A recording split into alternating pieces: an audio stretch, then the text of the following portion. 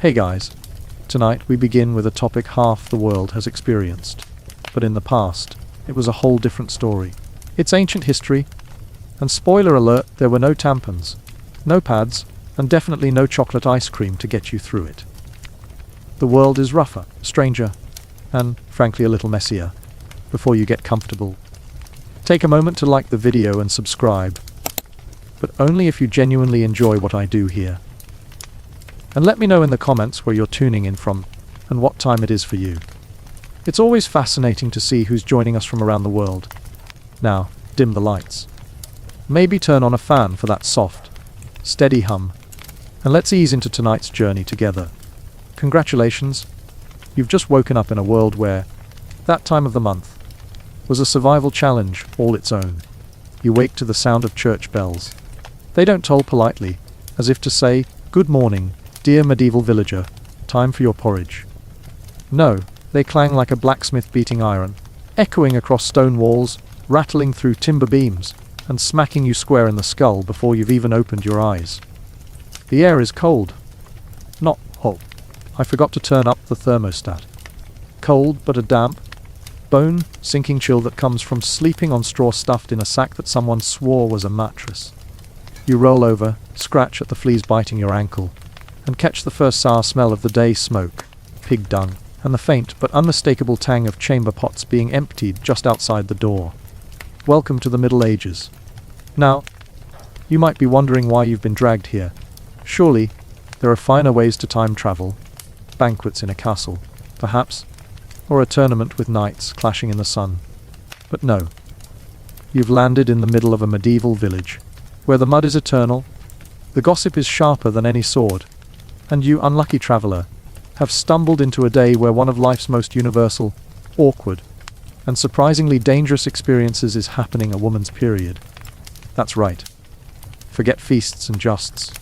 Today you're going to learn, in the most up, close, and personal way possible, what it was like to bleed every month in a world that thought bathing was a sin, medicine was guesswork, and women's bodies were, how shall we put this politely, a terrifying mystery wrapped in superstition.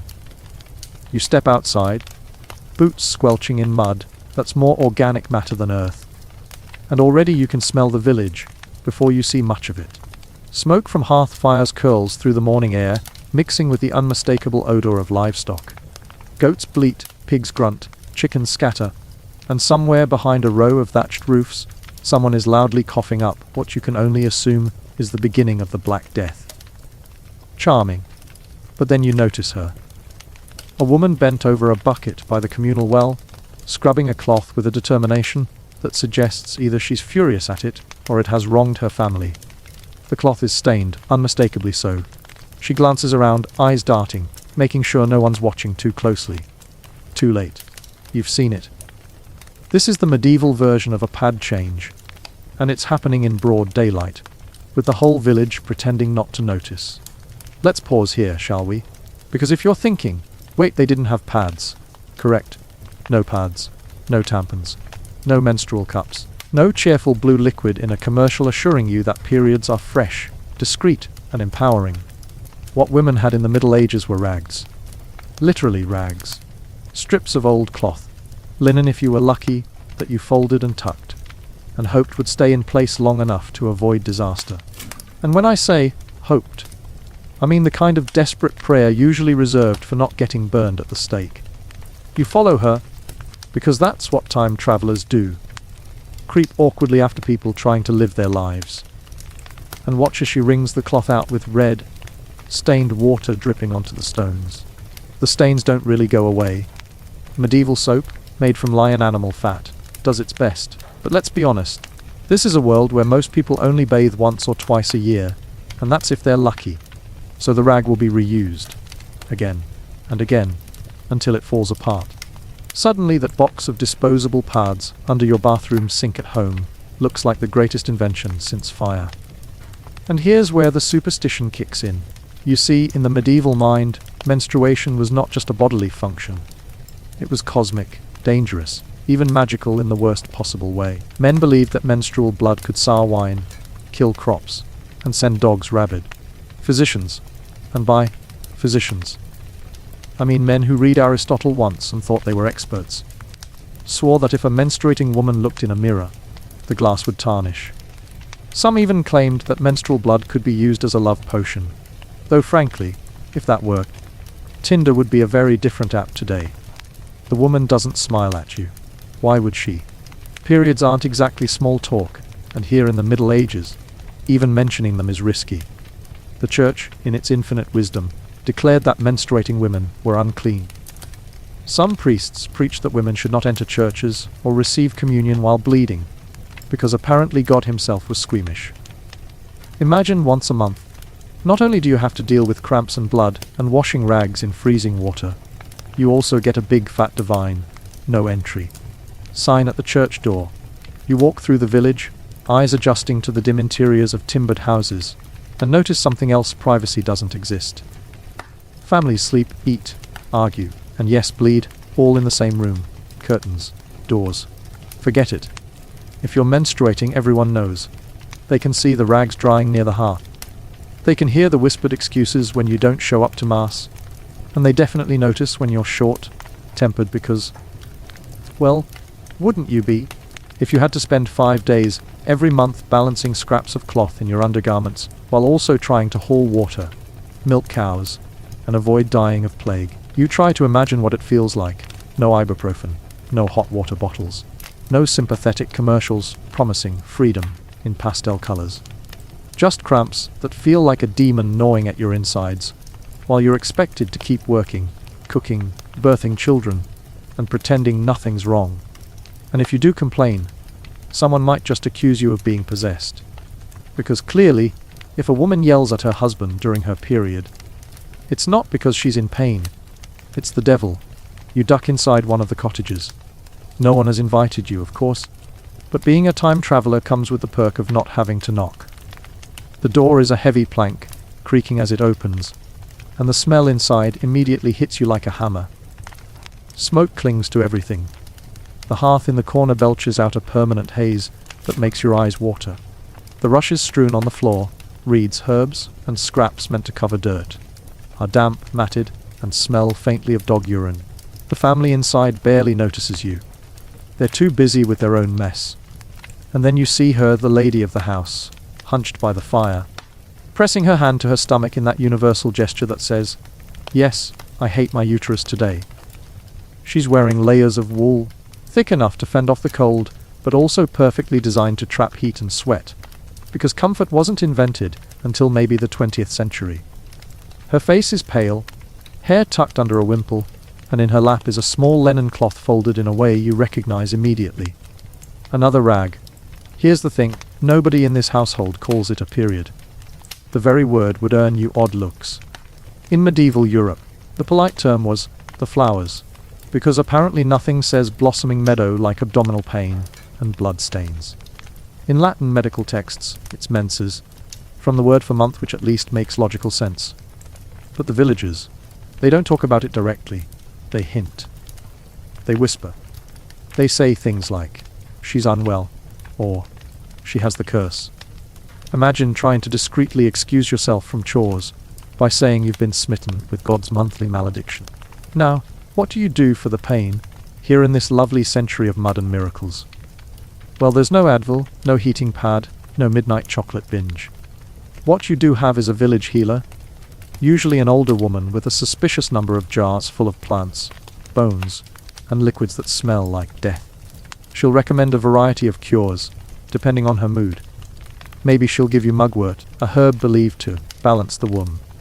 Or perhaps she'll brew a concoction of wine, parsley, and something disturbingly unidentifiable.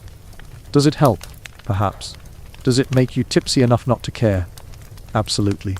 You crouch beside the woman at the fire as she carefully adjusts her rag. There's no elastic, no secure fit.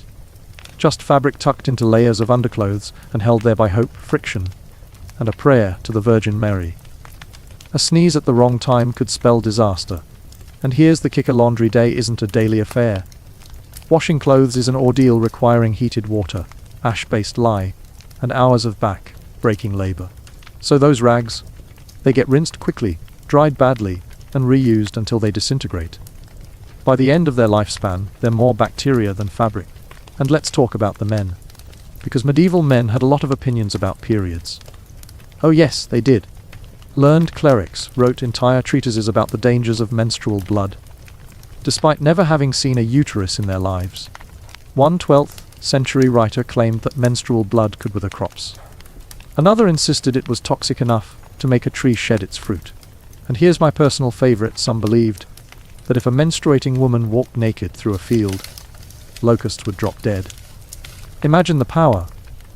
Whole kingdoms could have been saved from famine if only women were allowed to strut through fields at the right time of the month.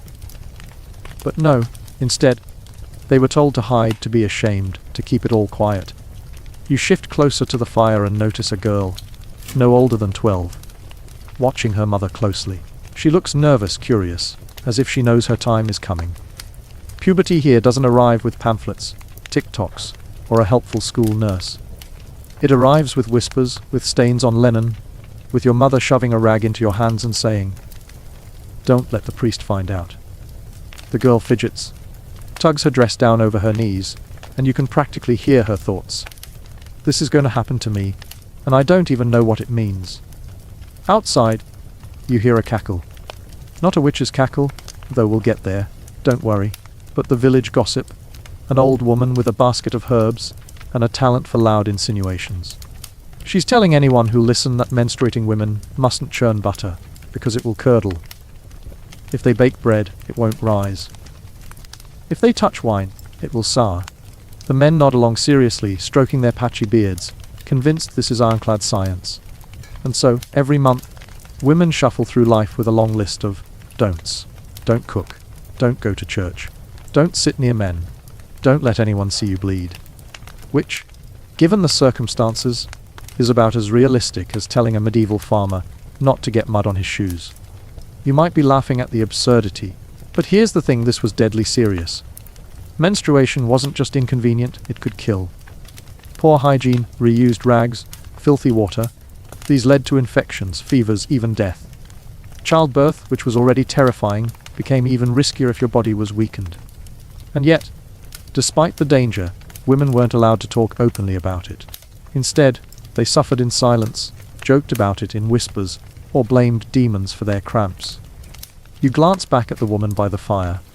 She looks up at you suddenly, eyes tired but sharp, as if she knows you're from another world. And maybe she envies you. She doesn't know what a tampon is, or a pad with wings, or painkillers that actually work. She doesn't know about sterilization, antibiotics, or the luxury of privacy. What she does know is this: every month she bleeds.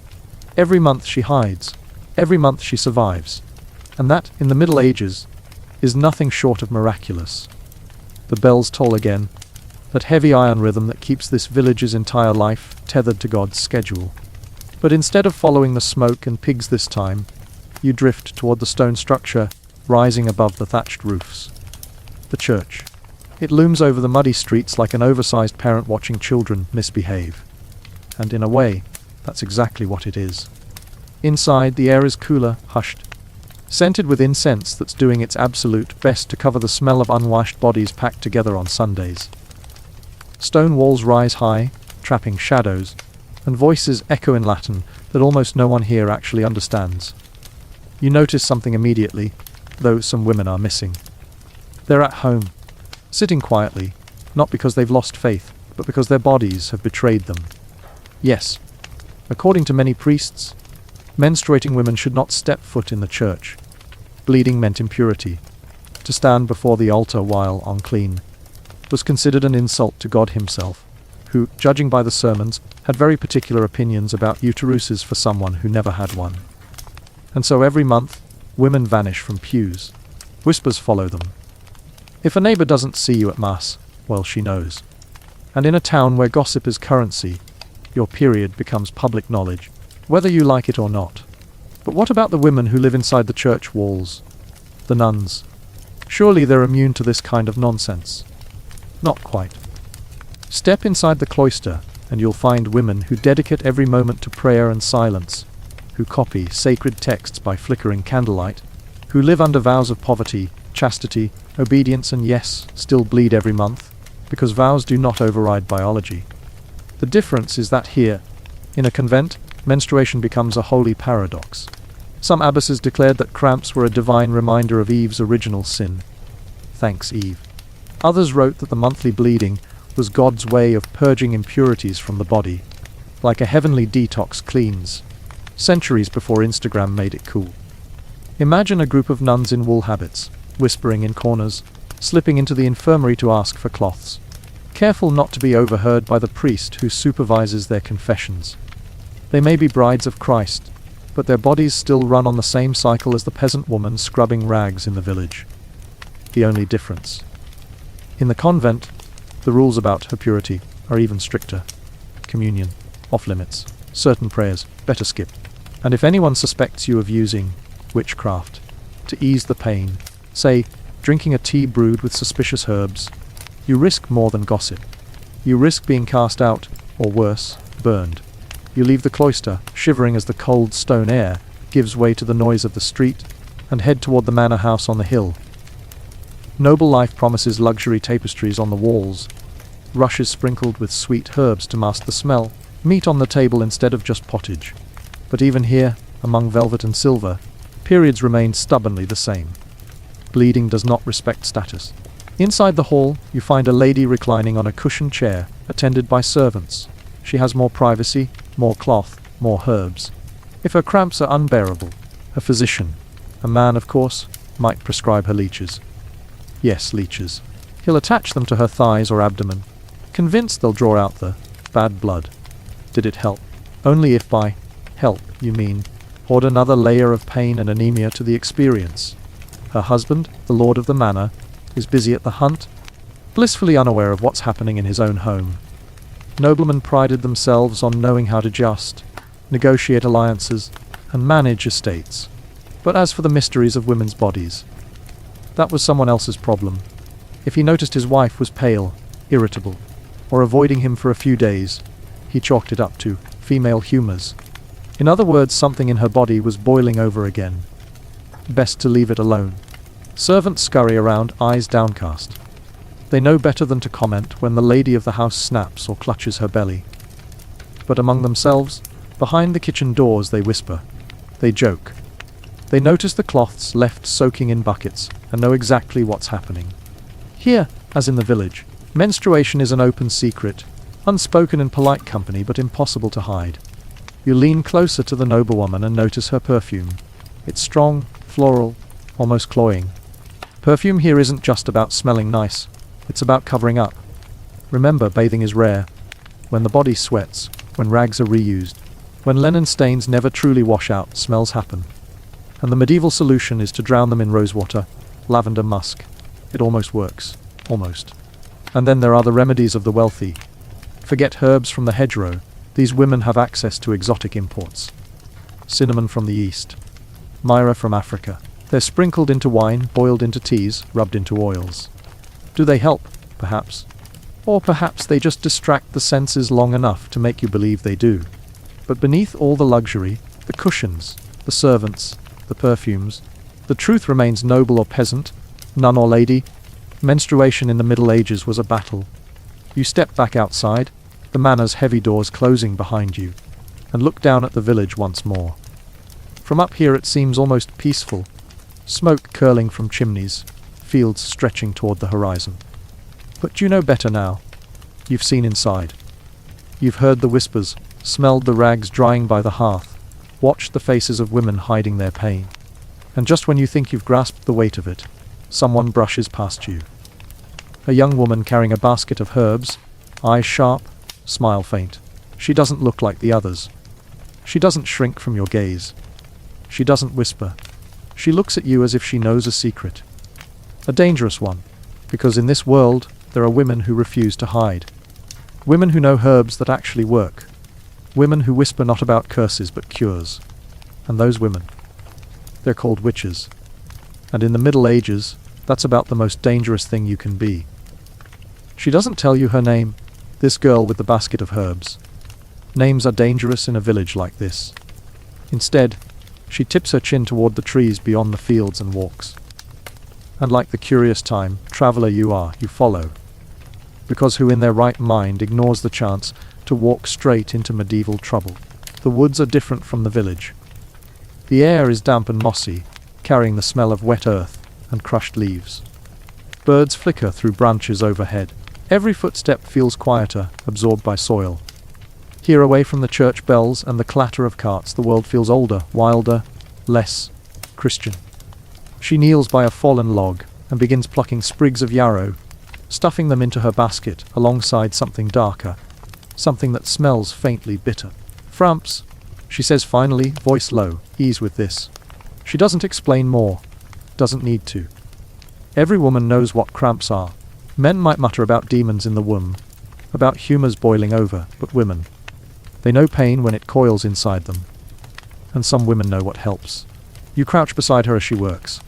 The herbs in her basket are both medicine and risk. Yarrow for bleeding, mugwort for easing the cycle, pennyroyal, though she doesn't say the word aloud, for when a period is suspiciously late. That one is the most dangerous of all, not because of the plant itself, though it can be toxic, but because of what it implies. That a woman might wish to stop a pregnancy. That she might take control of her own body, rather than leaving it in God's hands or her husband's will. That, in the eyes of medieval society, is heresy. She glances around before tucking the pennyroyal deeper into her basket, covering it with safer leaves. A single accusation could be enough: a jealous neighbor, a priest with sharp eyes, a husband who notices his wife is suddenly no longer with child. Suddenly the woman who knew too much about herbs becomes a witch, and witches burn. The irony is almost laughable, if it weren't so deadly. The same society that declares menstruation a curse also punishes the women who try to make it bearable. Imagine telling your medieval husband, "Sorry dear, I can't pray at church today. God says I'm unclean." Then imagine telling him, "Don't worry, I have some mugwort tea for the cramps." One makes you sinful. The other makes you suspect. In other words, you can't win. The young woman leads you deeper into the forest, to a clearing where other women wait. A circle of them, old and young, with baskets and jars, laughing softly, trading leaves, roots, powders. It's not witchcraft, not really. It's survival. It's the passing down of knowledge from mother to daughter, aunt to niece, whispered in kitchens and fields, hidden from the men who write the laws and the priests who preach the sermons. They show each other how to brew teas that ease pain, how to boil linen to clean it properly, how to hide bloodstains with dark dyes. They talk about which herbs ease the flow, which make it heavier, which keep you upright long enough to finish the harvest. And every word is wrapped in secrecy, because every word could condemn them. One older woman, her hair grey and bound with a strip of rag, tells a story that makes the others laugh in that sharp, bitter way people laugh when truth is too heavy to carry. She says once, a man in her village asked why women bled every month. Another man, with all the confidence of someone who has never bled a day in his life, explained, it is because their bodies are overflowing with poison. The blood must leave, else it rots them inside. The circle roars with laughter. Poison. Overflow. As if women are barrels of spoiled wine that need tapping once a month. But here's the thing: men believed this. Learned physicians, university, educated scholars, swore by the theory of humors. Menstruation to them was the body's natural way of purging excess. Too much heat, too much blood, too much of the wrong temperament. If you didn't bleed well, clearly something was wrong with you. You were unbalanced. Dangerous. Possibly even cursed. Which leads to a cruel paradox. If you bled, you were unclean. If you didn't bleed, you were unnatural. And either way, the blame was yours. The forest circle disperses as twilight thickens, each woman carrying her secrets back to the safety of her hearth. The young herbalist leaves you with one final look. Not a smile, exactly, but a kind of warning. As though she's saying, remember what you've seen, but don't you dare repeat it to the wrong ears. Back in the village, the firelight glows through cottage shutters. Laughter seeps through cracks in the walls. Somewhere, a man tells a bawdy story over all. Somewhere else, a woman winces as she wrings out another rag, praying no one notices the stains in the water. And somewhere higher up, in the castle or cloister, men are writing down laws, rules, sermons about the female body. Not one of them has ever sat on a rush-strewn floor, clutching their belly in pain, but they will decide how that pain is spoken of, how it is punished, How it is hidden. The moon rises. The fields grow still. And for just a moment, as you walk the muddy road back through the sleeping village, you wonder how many thousands of women across the world are staring up at the same moon tonight, clutching their bellies, scrubbing their cloths, whispering the same secret prayers. But the night is not as peaceful as it seems. Tomorrow, a new whisper will start in this village. A rumor about the girl with the herb basket. A cow fell sick. A baby cried all night. A man's wound festered. And someone will say, it was her, the one with the strange leaves. She curses us. And once a whisper begins in the Middle Ages, it rarely stops. The morning comes, and with it, the sound of bells. Not the gentle, melodic kind that drift through misty fields like something out of a fairy tale. No, these are harsh, iron-tongued bells, clanging with purpose. Bells meant to summon, to remind, to warn. You step into the village square, where a knot of people has already gathered. Their cloaks are pulled tight against the damp air, their boots grinding into the mud, their voices buzzing with the half-excited, half-fearful hum of gossip. It doesn't take long to realize what they're whispering about. The herbalist girl. She stands near the well, her basket at her feet, her hands clenched tight. Her hair, dark and tangled, frames a face too pale for comfort. Around her, voices rise in wave. She curses the cattle. She touched the well with her herbs. I saw her whispering to the woods. You can almost feel the air crackling with suspicion. It's the same script you've seen written across centuries of human fear. Find the one who is different, the one who knows too much, the one who dares to ease suffering when suffering is supposed to be God's lesson. What makes the whole scene more bitterly ironic is that her crime is not poisoning but easing pain. She has been caught with rags, clean ones, scrubbed with herbs to stop the smell. She has been seen exchanging these with women in the fields. That is the gossip, anyway. Which means, of course, she has been helping others through their periods. Yes, that is enough to bring you to trial. Imagine being dragged into the center of your community for the high crime of laundry. But laundry laced with knowledge is dangerous. And blood, even more so. The priest emerges from the chapel, his robe stiff with damp, his face set in that solemn expression reserved for funerals, exorcisms, and market days when the fish goes bad. He raises his hand, and the crowd hushes, as if God himself has pressed a finger to their lips. She traffics in hidden things, he announces. His voice is not loud, but it carries, slicing the fog with every syllable. She meddles with what God alone commands. And do we not know what blood signifies? That the body is unclean, that the soul is impure, that demons find entrance where such filth is tolerated. The crowd shifts, uneasy. A few women look down at their boots, their hands knotted in their aprons. They know, of course they know, that what he's saying applies to them as well. Every one of them bleeds. Every one of them uses rags, herbs, whispered remedies. But fear works best when it makes you point at your neighbor, not yourself. The herbalist girl says nothing. Her silence is a kind of strength, or maybe a kind of surrender. You can't quite tell. The priest orders her basket opened. A man stoops and pulls out sprigs of mugwort, leaves of yarrow, the murmur dark with soil. Witches' herbs, someone hisses. Another spits into the mud. The pennyroyal is discovered last, small leaves crushed in a scrap of cloth, and with it, the priest's eyes gleam. This, he says, holding it aloft like a relic, kills children before they are born. The crowd gasps, recoils. Now it is no longer about easing cramps or stopping bleeding. Now it is about thwarting life, interfering with the holy order. He doesn't need proof. He doesn't need truth. He only needs a leaf and a story. And suddenly, it isn't about her anymore. It's about the collective horror of a community that has been told, time and again, that the devil works through women's bodies. That menstruation is the mark of Eve's sin.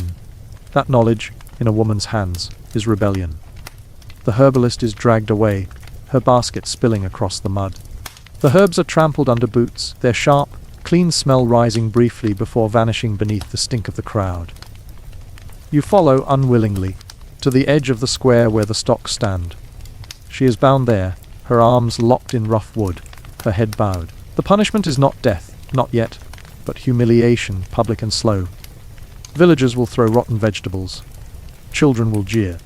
Men will spit and cross themselves, and the women who once took her herbs will stand very still, their eyes empty, pretending they never knew her at all.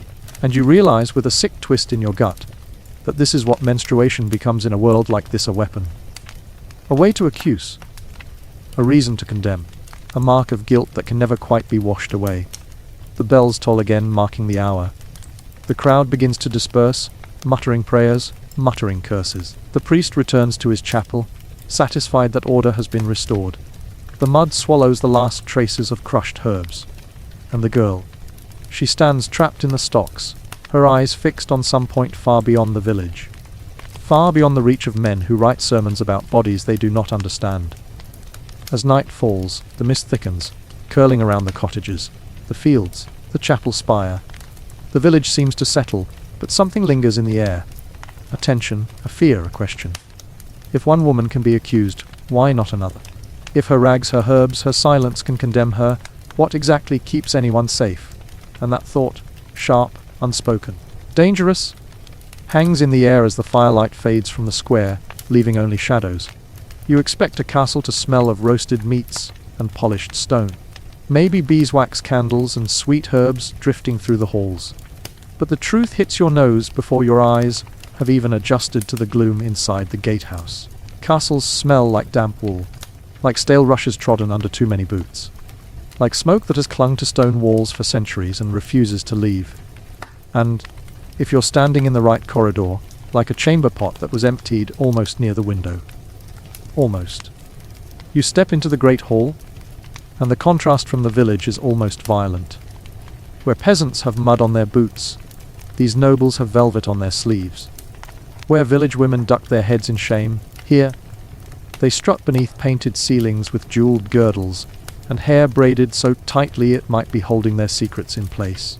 You could almost believe that menstruation does not exist in this world. Almost. But then you notice the little things. A faint rust-colored stain that someone tried to scrub from the corner of a bench cushion. A maid moving quickly, too quickly, with a folded cloth hidden under her apron. A noblewoman, pale and tense, sipping watered wine while pretending to laugh at some night's tedious story. You know the truth inside the silks and behind the polished manners.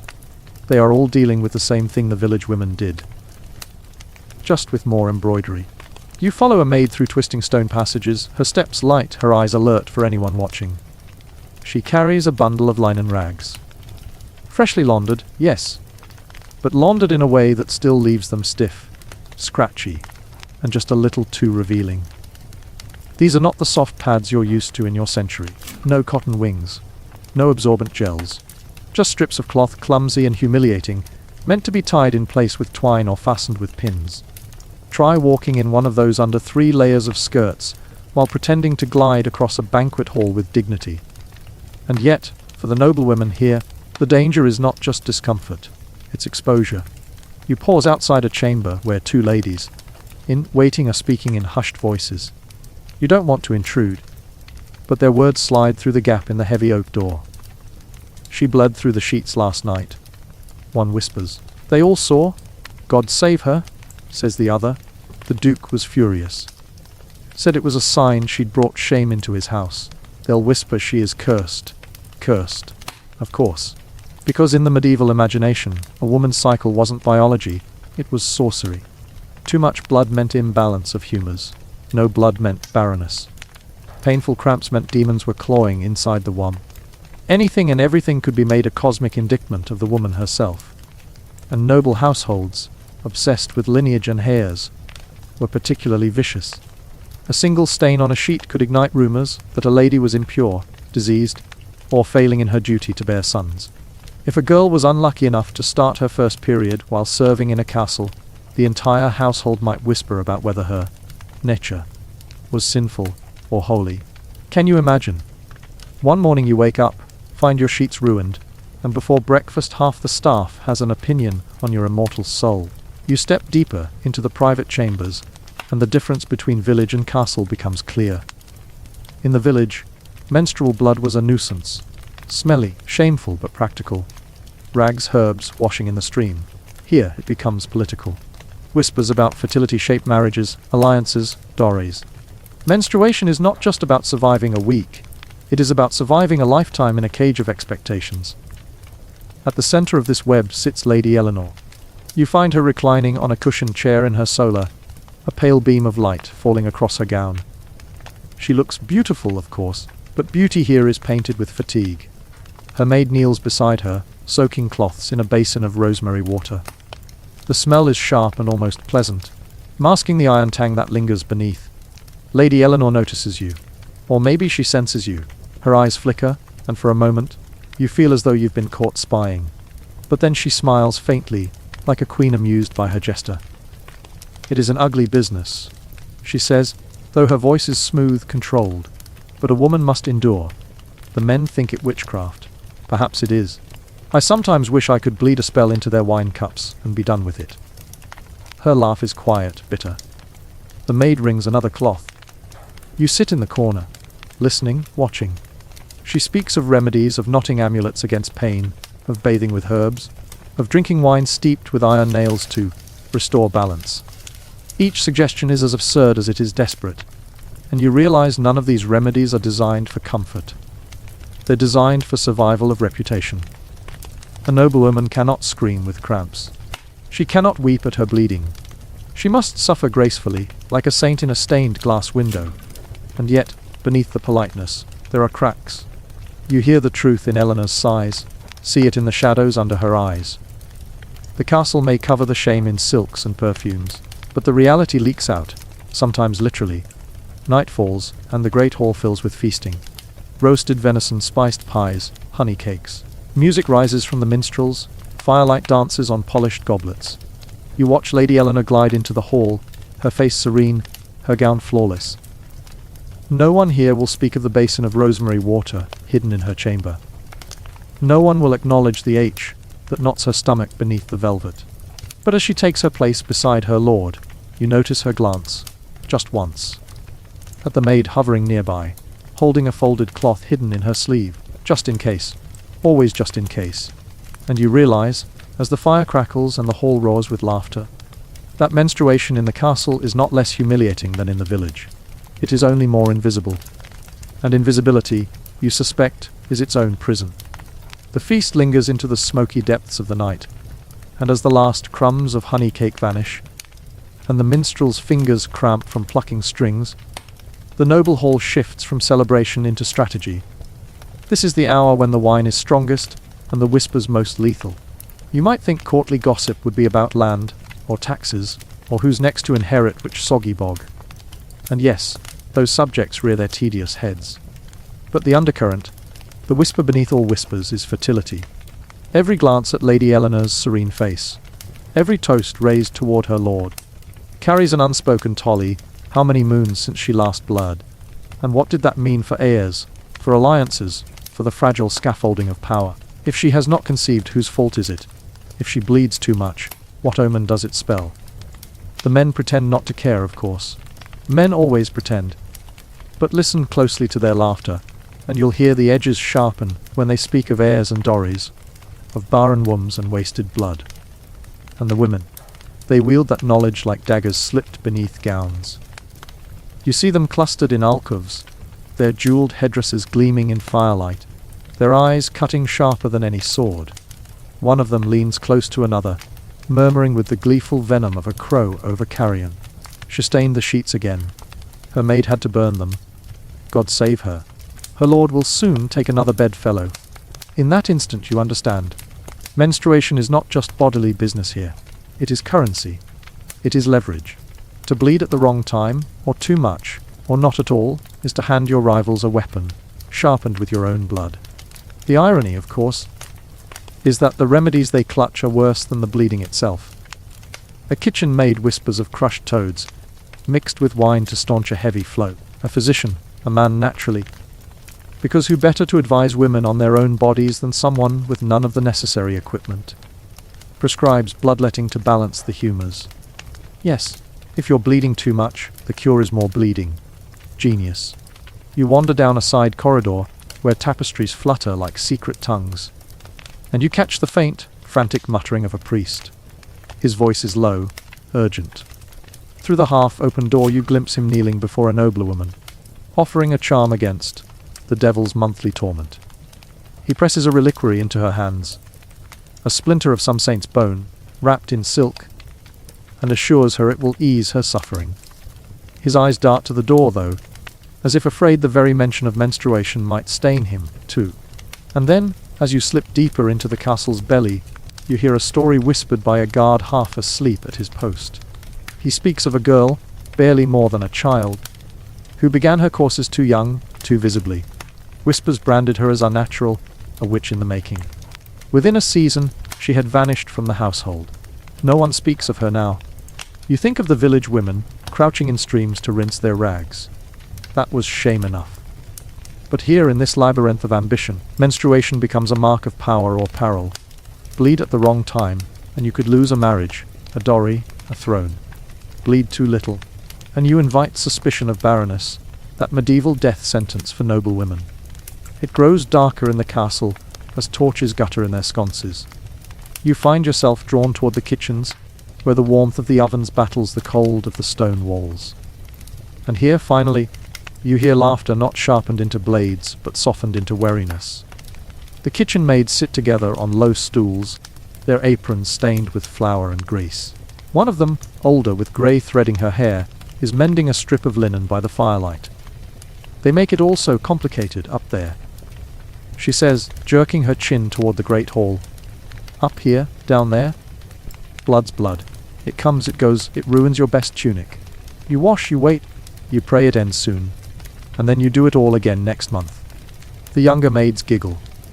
One pulls a pouch from her bodice, scattering dried leaves into a steaming pot. Pennyroyal tea, she announces. Good for the cramps. Also good if you've got a baby you don't want.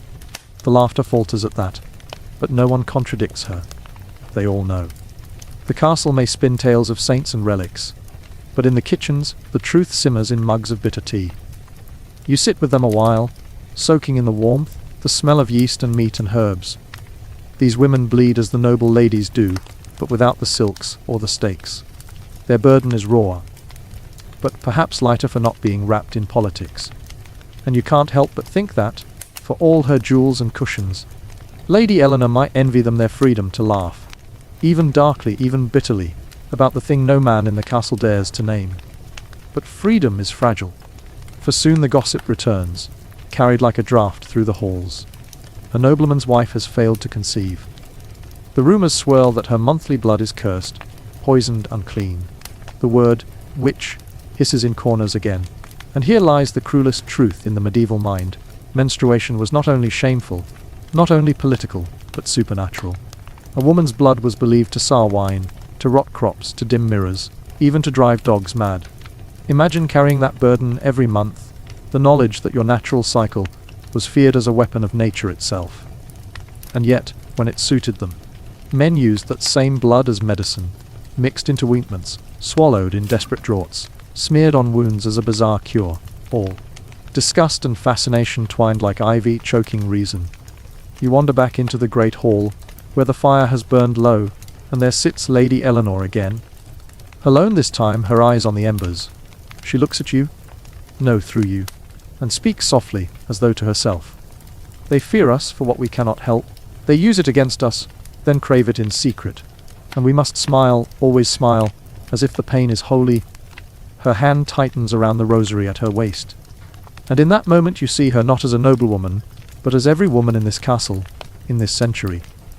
Bound by blood not of choice but of nature, and yet judged as though she conjured it herself. The torches gutter. The embers crackle. You feel the air heavy with silence, the kind that presses on your chest. And just as you think the night has surrendered, a cry rises from the courtyard. Witch! You rush to the window. Below, in the torchlight, a servant girl is dragged forward, her face pale with terror. The crowd murmurs. They say she bewitched the Lord's stallion, that the beast grew restless when she blod nearby. And though you know it is absurd, though you know it is nothing but fear curdled into cruelty, you also know how this will end. The maid is pulled away into the darkness, and the castle walls seem to close in tighter, heavier, reeking not just of damp wool but of secrets and blood, and the endless, suffocating weight of superstition. You draw back from the window, heart pounding, as Lady Eleanor whispers the words you are almost afraid to hear. Tomorrow, it may be me. And with that, the chapter closes, leaving you in the dark corridors of the castle, wondering how many women vanished under the cloak of superstition. How many lives were cut short by nothing more than the monthly rhythm of blood. You wake to the tolling of bells. Not the cheery clang of market hours, not the panicked peal of invasion, but the steady, resonant rhythm of the church. Dawn seeps pale and grey across the land, and already the monks are shuffling into line, their black robes whispering against cold stone. You fall into step unnoticed as they file toward the chapel. Here, in the monastery, blood is not spilled by sword or childbirth, but by parchment and ink. And yet, when it comes to women's blood, especially the monthly kind, their words cut sharper than any blade. Inside, candles flicker like trembling halos, their smoke coiling into the vaulted air. The monks' chants rise, solemn and unbroken, yet beneath them hangs another silence, the silence of absence. For in these holy halls, women are ghosts. They appear only in whispers, in warnings, in the stained margins of manuscripts. And when they are mentioned, it is often with the scent of sulphur, the whisper of sin. One monk, a thin man with eyes sunk deep as candle hollows, bends over his parchment. The quill scratches with merciless precision as he copies the words of some long, dead church father. During her courses, a woman must not approach the altar, nor taste the sacrament, for she is unclean. Her very touch profanes. You lean closer, and there it is, the ruling inked for eternity. The decree that menstruation is not just inconvenient, but spiritually corrupt. The ink still glistens wet. It feels less like holy law, and more like a prison sentence written in blood. Step outside, into the convent down the road, and the rules are harsher still. Here the nuns shuffle in their habits, their faces pale as wax, their eyes fixed on the crucifix above. But listen to their prayers closely, and you'll hear something strange, something desperate. For many of them, menstruation is both reminder and torment. A nun who bleeds too heavily is suspected of sin, as though her body cries out the secrets her lips dare not confess. A nun who does not bleed at all is suspected too, barren, unnatural, perhaps touched by the devil. It's almost comical if it weren't so cruel. Bleed too much. You're damned. Bleed too little. You're damned. The Goldilocks of holiness never wins. You trail one sister into the cloister garden, where the roses bloom defiantly against the chill. She kneels in the dirt, digging with bare hands, her habit smudged with soil. And then she pulls it free, a root, gnarled and pale, with a faint metallic tang in the air. She tucks it into her sleeve like contraband. Mandrake, perhaps. Pennyroyal. Plants whisper to quiet the blood, or coax it, or end it altogether. The church frowns on such remedies, of course. But the sisters know better than to rely on prayers alone. Behind the veil of incense and psalms, they brew their teas, their potions, their bitter draughts. The taste lingers sharp on the tongue, like iron and herbs. You wonder how many women here balance between sanctity and survival, their faith at war with their bodies. And always, the sermons thunder. You slip into the chapel just as the priest mounts the pulpit, his voice booming against the stone. He preaches of Eve, of original sin, of the curse laid upon all women. In sorrow shalt thou bring forth children. And though he does not name it, you can feel the shadow over the pews, the monthly blood, framed not as biology but as punishment. The sisters bow their heads. Do they believe it? Or do they, like you, hear the echo of injustice ringing louder than the bells? Later, in the scriptorium, you leaf through a volume chained to the lectern. Its vellum pages crackle under your fingers. The text is lurid, grotesque, both fascinated and terrified. Menstrual blood corrupts iron, it dulls steel, it drives bees from their hives. It causes mirrors to cloud, seeds to wither, children to sicken. If a hound should taste it, he shall grow rabid. You snort, quietly, for the monks would not appreciate your sarcasm. But truly, you can almost see the poor dog, bewildered, tail wagging one moment and branded a demon the next, because someone muttered he'd sniffed the wrong cloth. It is absurd, yes. But in these words lies real danger, for superstition bleeds into policy, and policy into persecution. A woman suspected of wielding her cycle unnaturally, of cursing crops, of blighting wine, might soon find herself before an inquisitor, her fate sealed not by evidence, but by the calendar of her body. In the refectory, where the monks ladle porridge into wooden bowls, you overhear their quiet conversation. One, round and ruddy, chuckles over a tale from a nearby village. They say a woman blod in the fields, and the wheat turned black. Best to keep them out when the moon runs red. Another monk, lean and sharp, nods solemnly. It is written. Such women bring impurity. And you, spoon halfway to your mouth, want to slam it down and shout, no. She was probably just unlucky. And your crops failed because of blight, or weather, or the simple fact that farming is difficult. But of course, you say nothing. Time travelers don't argue theology with monks. It never ends well. Instead, you slip away, deeper into the convent where the truth whispers louder than dogma. In the infirmary you see a young nun curled on her cot, her face contorted with pain. A fellow sister dabs her brow, murmuring soft prayers. But the cloth she wrings out into the basin is crimson. The blood runs heavy, and the older nun knows what the priest would say, that it is a punishment, a scourge, a mark of impurity. But in her weary eyes you see no theology, only fear, only compassion. She presses a hand to the girl's cheek and whispers, rest. You are not cursed. You are only human. And for a moment the stones seem less heavy, the bells less condemning. For here, between women, truth survives.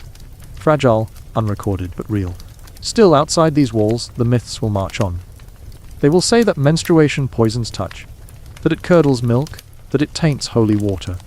They will scrawl it in manuscripts, thunder it from pulpits, burn it into law. And women will bow their heads, not from guilt but from the exhaustion of resisting a lie repeated as truth. The bells toll again, rolling like distant thunder. The monks shuffle back into line, their chants rising to the rafters.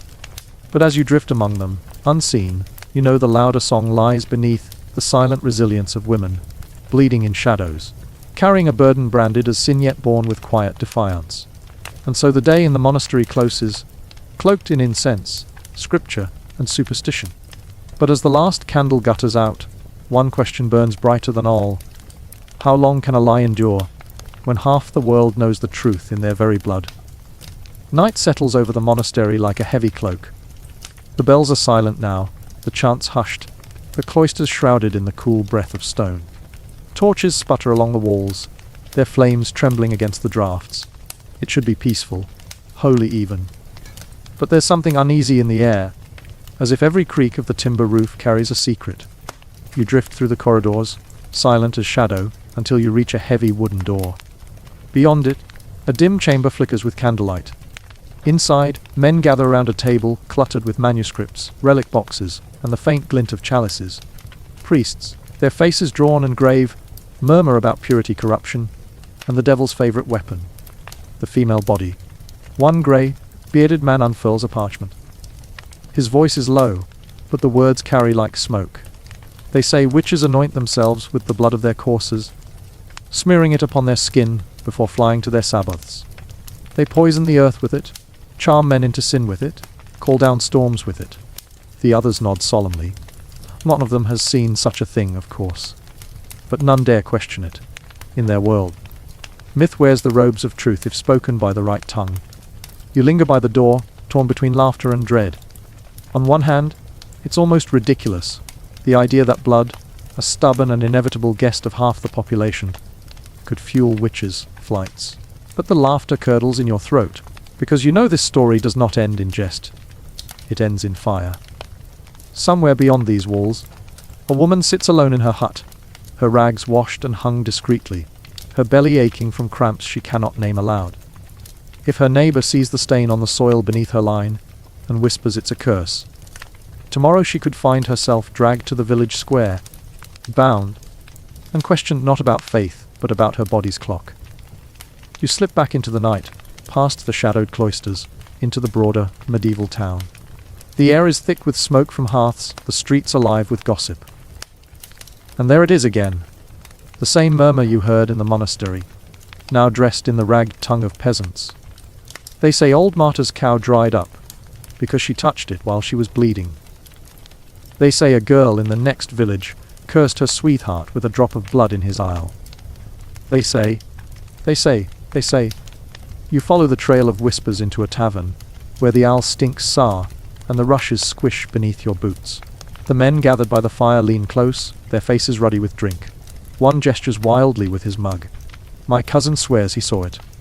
A woman, her skirts wet with blood, walked by the vineyard. By harvest, every grape was withered black. The others groan, cross themselves, mutter prayers. But no one dares say the simpler truth that frost, pests, or drought were far likelier culprits. In a world of fragile crops and fragile faith, superstition grows faster than wheat. Outside you hear the shuffle of steps on cobblestone. A small group hurries toward the church, clutching a wooden box as though it contains salvation itself. You follow, curiosity prickling. Inside the chapel, the priest receives the box with trembling hands. He opens it slowly, reverently. And within, folded cloth, pale and delicate, said to be soaked with the blood of a saint. Not menstrual blood, of course. Saintly blood, holy blood, miraculous blood. The kind people will kiss, kneel before, even drink water touched by it. The contradiction slaps you like cold water. One woman's blood is cursed, another's is sacred. The same crimson fluid, yet its meaning decided not by biology but by power, by narrative, by the men who write the rules. It almost makes you laugh again, except your chest tightens instead. Because here lies the cruelest trick. Ordinary women are damned for the very thing exalted in saints. A virgin martyr's blood is a relic, a peasant girl's blood is pollution. The line between miracle and sin is drawn not in the body, but in the ink of the church's quills. The longer you linger, the more you feel it. The tension, the absurdity, the danger. And yet, step into the cramped hut of any village woman, and you'll see how they endure, how they outwit the myths stacked against them. You duck beneath a low lintel, into the smoky warmth of a cottage. A woman kneels by the fire, stirring a pot that smells of bitter herbs and copper. She doesn't notice you. Her hands are steady, practiced. She lifts a bundle of cloths from the hearth, strips of linen boiled clean, dried stiff, soon to be reused again and again. There's no shame here, no curses, no relics. Just a woman and her tools, carving space for dignity in a world that offers none. She presses the cloth against her hip, testing its warmth. Her daughter watches with wide eyes, learning not from sermons but from survival. Remember, the mother whispers, you must hide them when the men come. Say nothing.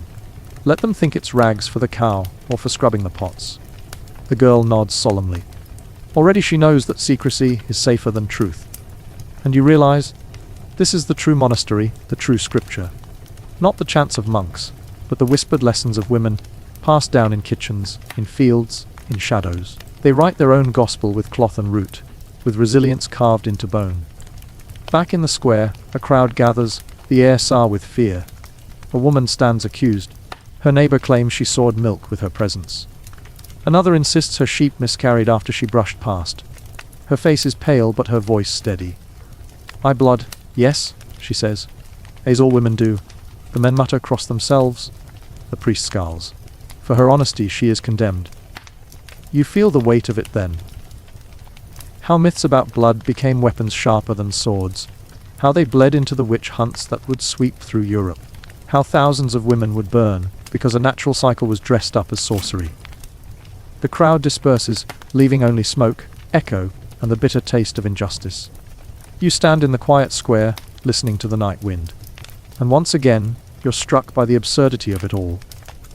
That a monthly rhythm, as steady and mundane as the turning of the moon, was twisted into a noose. But you also know this: the women did not vanish.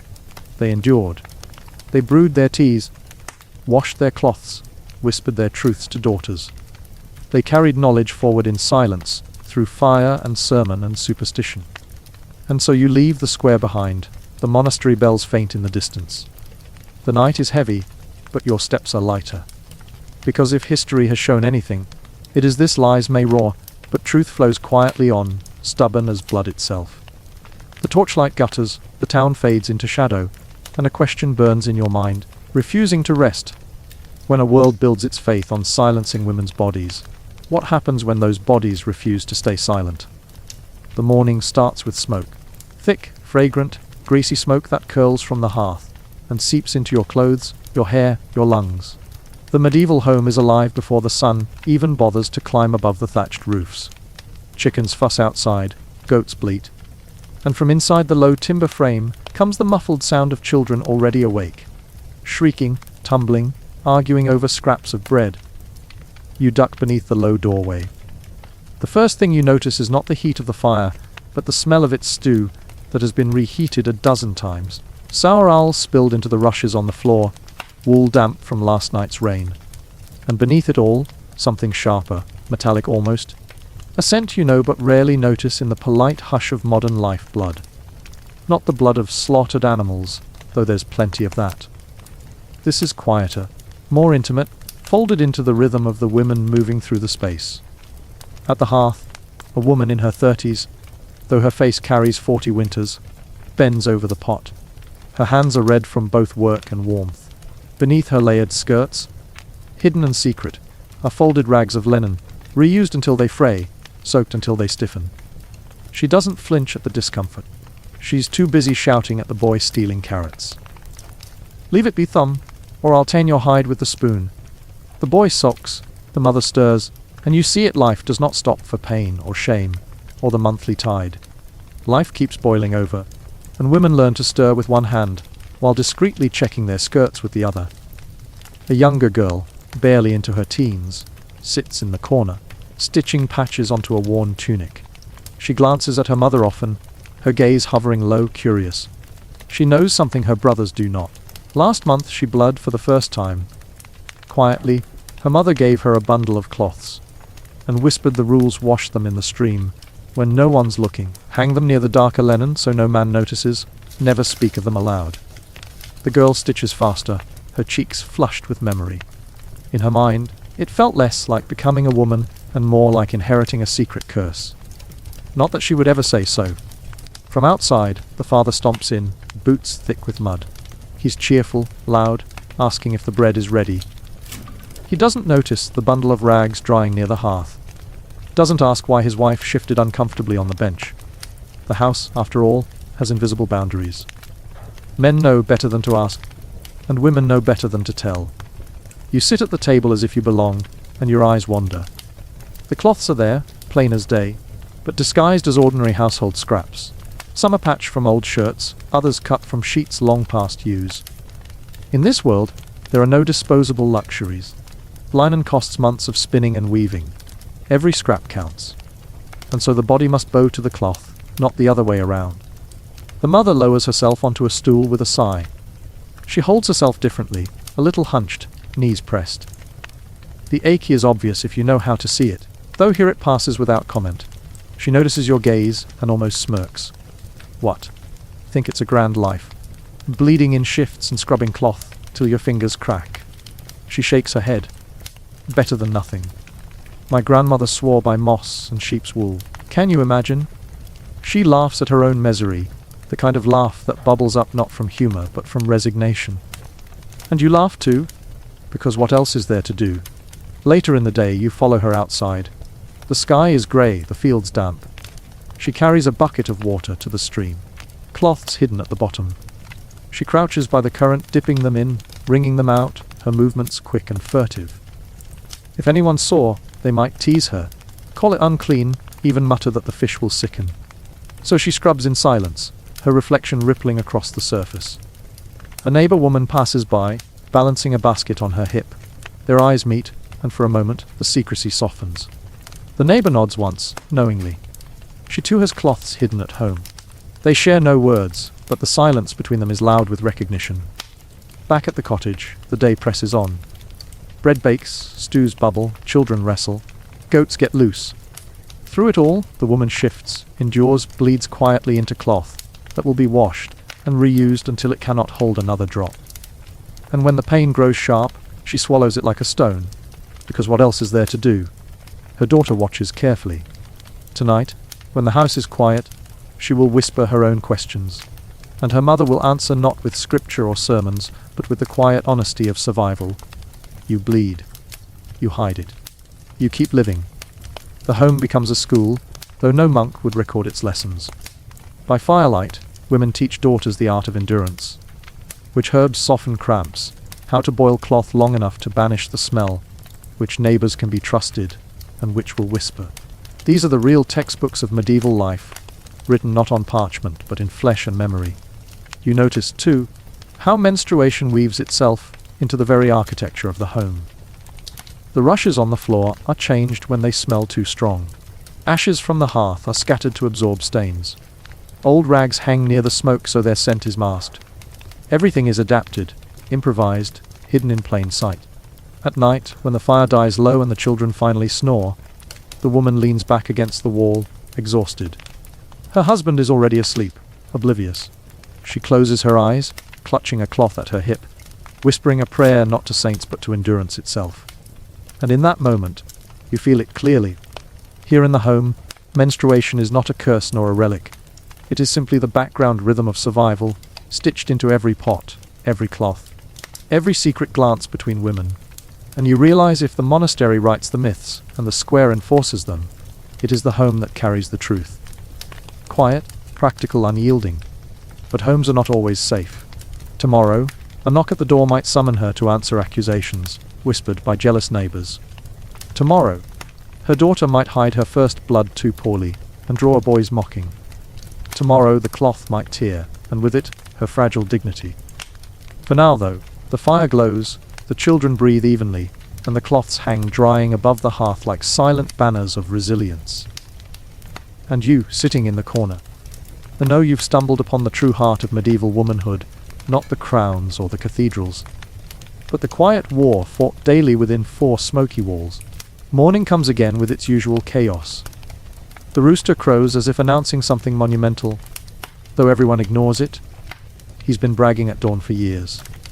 The woman of the house is already awake, shifting on the straw mattress, feeling the familiar damp warmth at her thighs. There's no clean way to describe it. The lining cloth she tied into her waistband last night is heavy, soaked through, stiff in places where dried blood has crusted. She sighs, not dramatically, but the quiet sigh of someone resigned to the same battle over and over. You watch her peel herself from the bedding carefully, tugging the rag free before it leaves too obvious a stain. The sheets are straw, stuffed sacks, patched and patched again, but still, a dark blot might spark whispered jokes. Nobody would say it to her face, perhaps, but she would know. She always knows. She folds the cloth into itself, tucks it discreetly under her skirt, and heads to the hearth to feed the fire. Every motion is practiced lifting pots, kneeling, stirring porridge. To anyone else, she looks like any medieval housewife beginning her day. Only she knows that beneath her layered wool, she is carrying her body's secret burden. Her daughter soon joins her, yawning, hair tangled, cheeks flushed from the chill air. She rubs her eyes, but her gaze lingers on her mother's movements. She has learned to notice things the boys don't. When her mother sits gingerly, when she knots her skirt tighter, when she reaches down as if adjusting something hidden.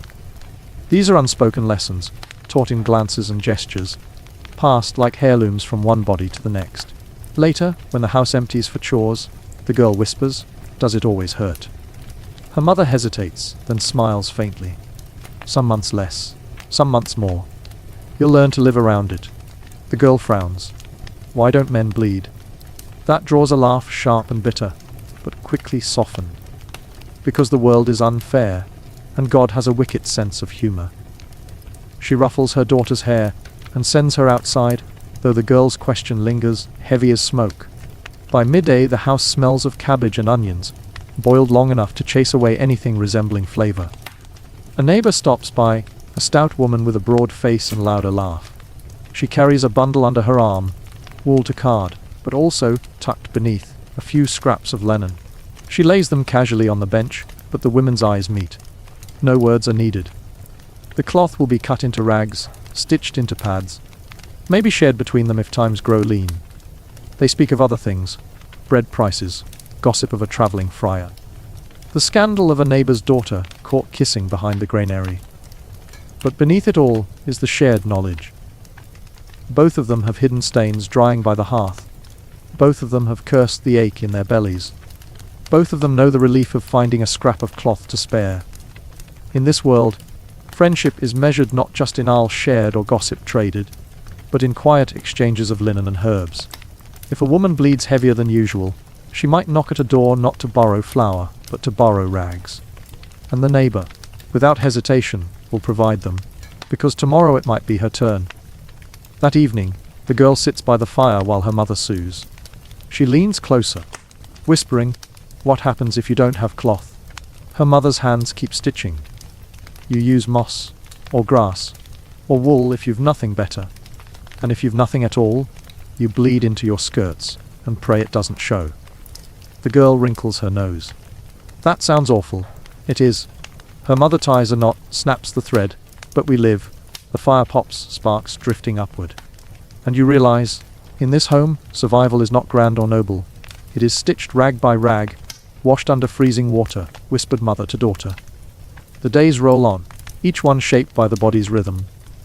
On some mornings, the woman moves with a grimace, yet still kneads dough, still mends socks, still shoos children out to gather wood. On others, she bleeds less and almost forgets, until the cloth shifts wrong, or a sudden cramp doubles her over. She swears softly, breathes through it, and carries on. Always carries on. Her husband notices only the surfacey, that she is quieter some days, sharper on others. He never asks why. Perhaps he knows and chooses silence. Perhaps he truly doesn't know. In either case, the wall between them is thick with centuries of unspoken rules. At night, though, when the house has gone dark, and the only sound is the crackle of embers, the woman sometimes allows herself a moment of honesty. She presses her palm against her belly, whispering not prayers but complaints. "Why me? Why every month? Why not him just once?" She glances at her husband, snoring like a sawmill, and shakes her head. The unfairness is too great to laugh at, too deep to rage against. So she simply endures. The daughter listens sometimes from her straw bed. She pretends to sleep, but she hears her mother's sighs, feels the weight of them settle in her chest. She wonders if this is her future, to bleed quietly, to wash secretly, to sigh in the dark. And though she is afraid, she also feels the thread of connection. Her body is becoming her mother's body, her pain her mother's pain. In a world where women's voices are often silenced, menstruation becomes the one undeniable link, whispered, hidden, but unbreakable. By the week's end, the linen rags are boiled in the pot with ashes and soapwort. The stench fills the house, sharp and acrid, masking even the cabbage. The boys complain, gag dramatically, but the women ignore them. This is not their domain. This is women's work, women's world, women's secret. And you, sitting there with smoke in your lungs and stew in your throat, realize how much of history has been written without these details. The chronicles speak of kings and wars, of plagues and crusades, but none of them mention the cloths drying by the hearth, the aching backs, the secret nods between neighbors. Yet here is where history truly lived. Not in castles or cathedrals, but in the endless cycle of bleeding and enduring, month after month, year after year. The chapter of the home closes not with drama, but with the same quiet dignity it began with. The woman folds a clean rag, tucks it into her waistband, and straightens her back. Her daughter, watching, understands more than she says. The fire burns low, the night deepens, and another month passes, marked not by feast days or battles, but by the silent rhythm of women, surviving in smoky kitchens and cramped chambers. And just as you settle into the warmth of the fire, a thought cuts through. What happens when secrecy slips? What happens when the home is no longer safe? When whispers spill into the street? When the blood meant to be hidden becomes the reason for punishment? Tomorrow, the door might knock. Tomorrow, suspicion might rise. Tomorrow, the cloths by the hearth might be more dangerous than comforting. For now, though, the house sleeps, and the blood flows quietly into cloth that will be washed again come morning. But the story is far from finished.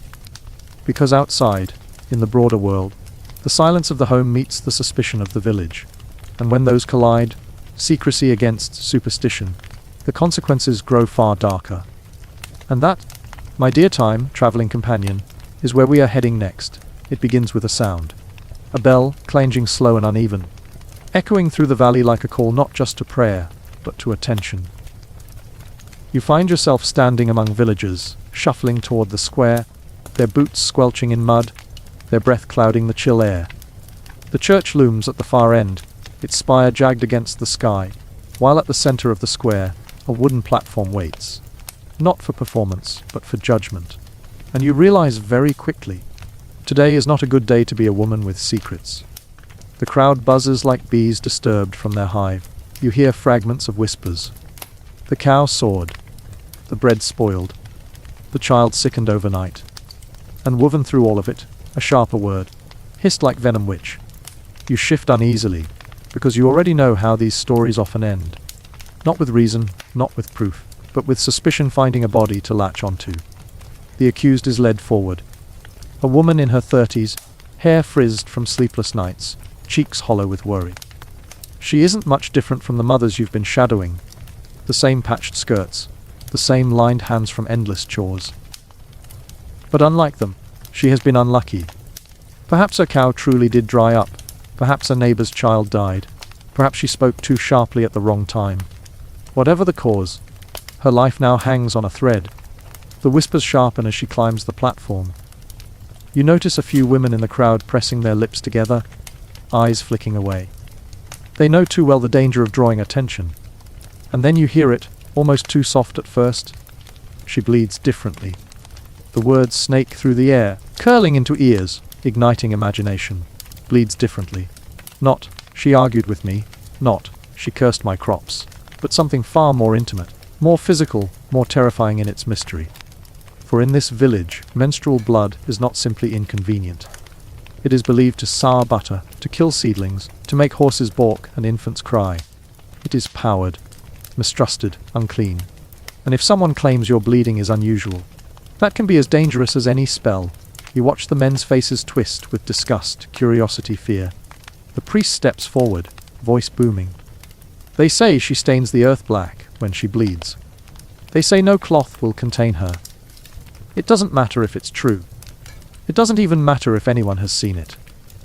What matters is the story.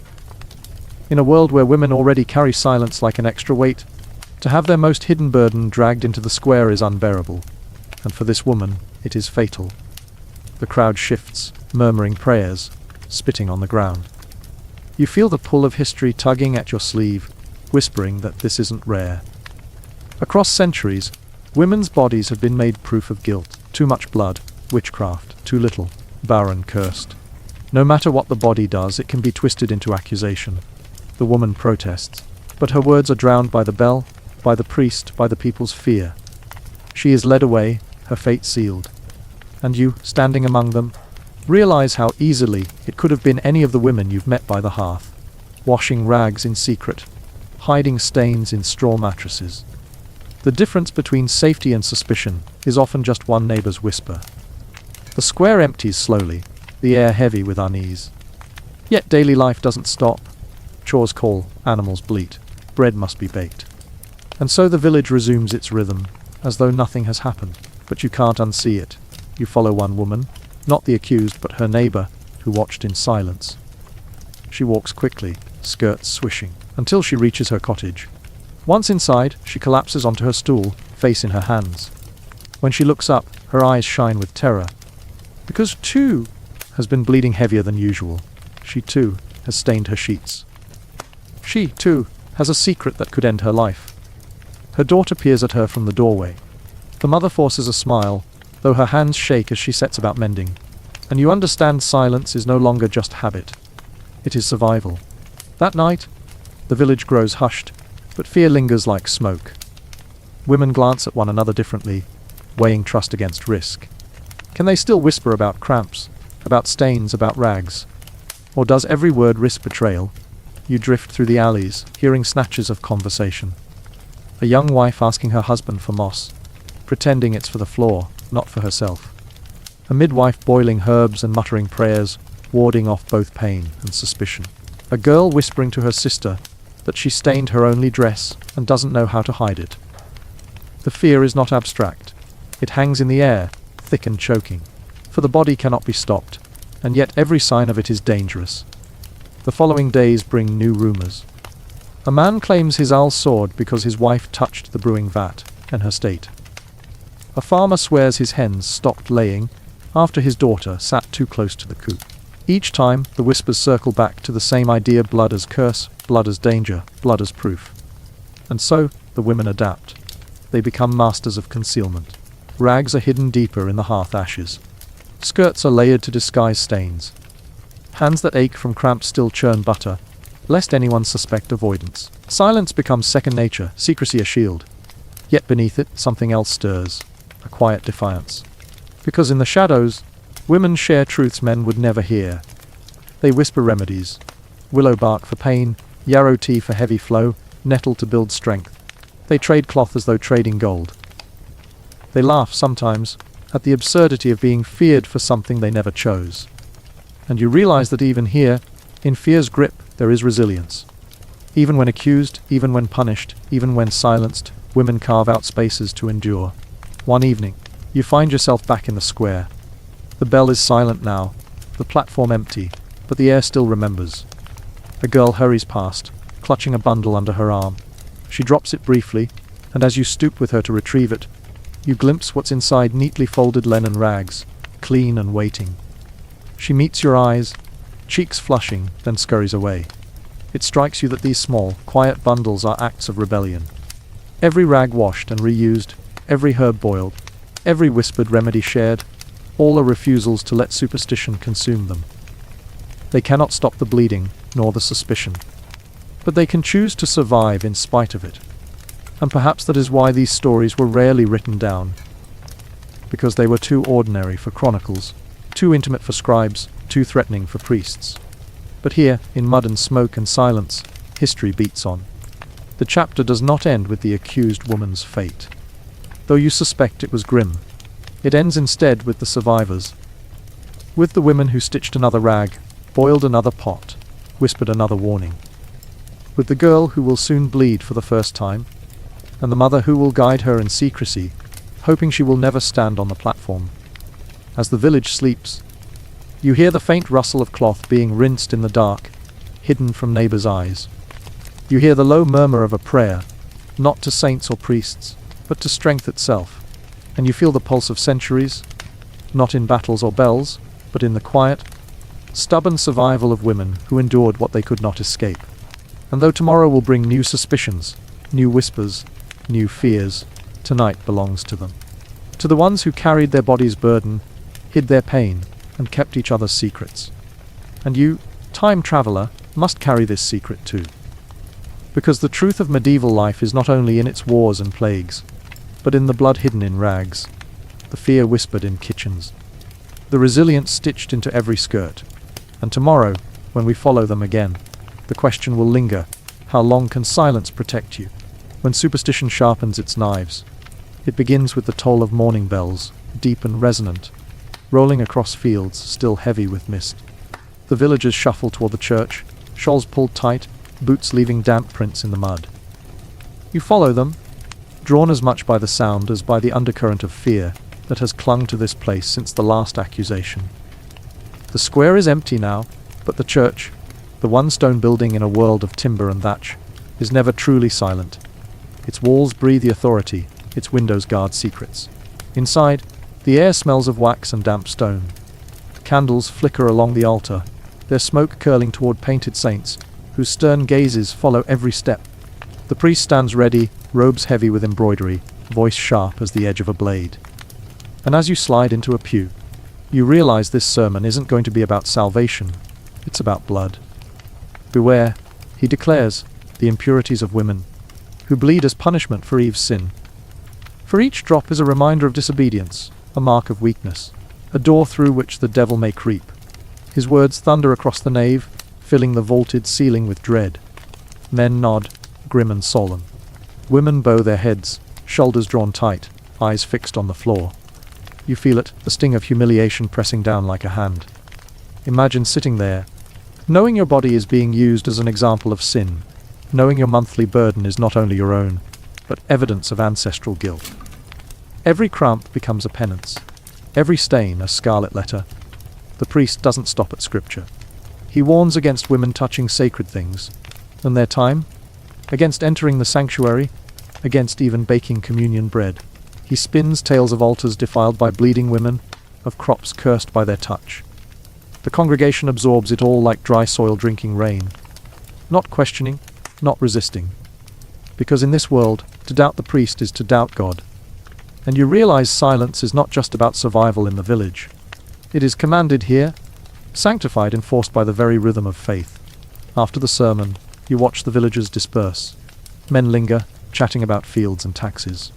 Women slip quietly away, carrying the weight of invisible shame. One young girl, perhaps 12 or 13, clutches her mother's hand, eyes wide. Her mother squeezes it gently, lips thin. The girl's time is coming soon, and already she has been taught to fear it. You follow them home, into the shadow of their cottage.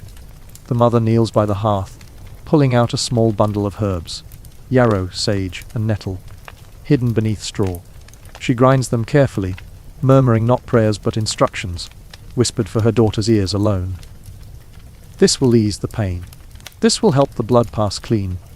The girl listens intently, though her face twists with confusion. Why is something so natural spoken of like contraband?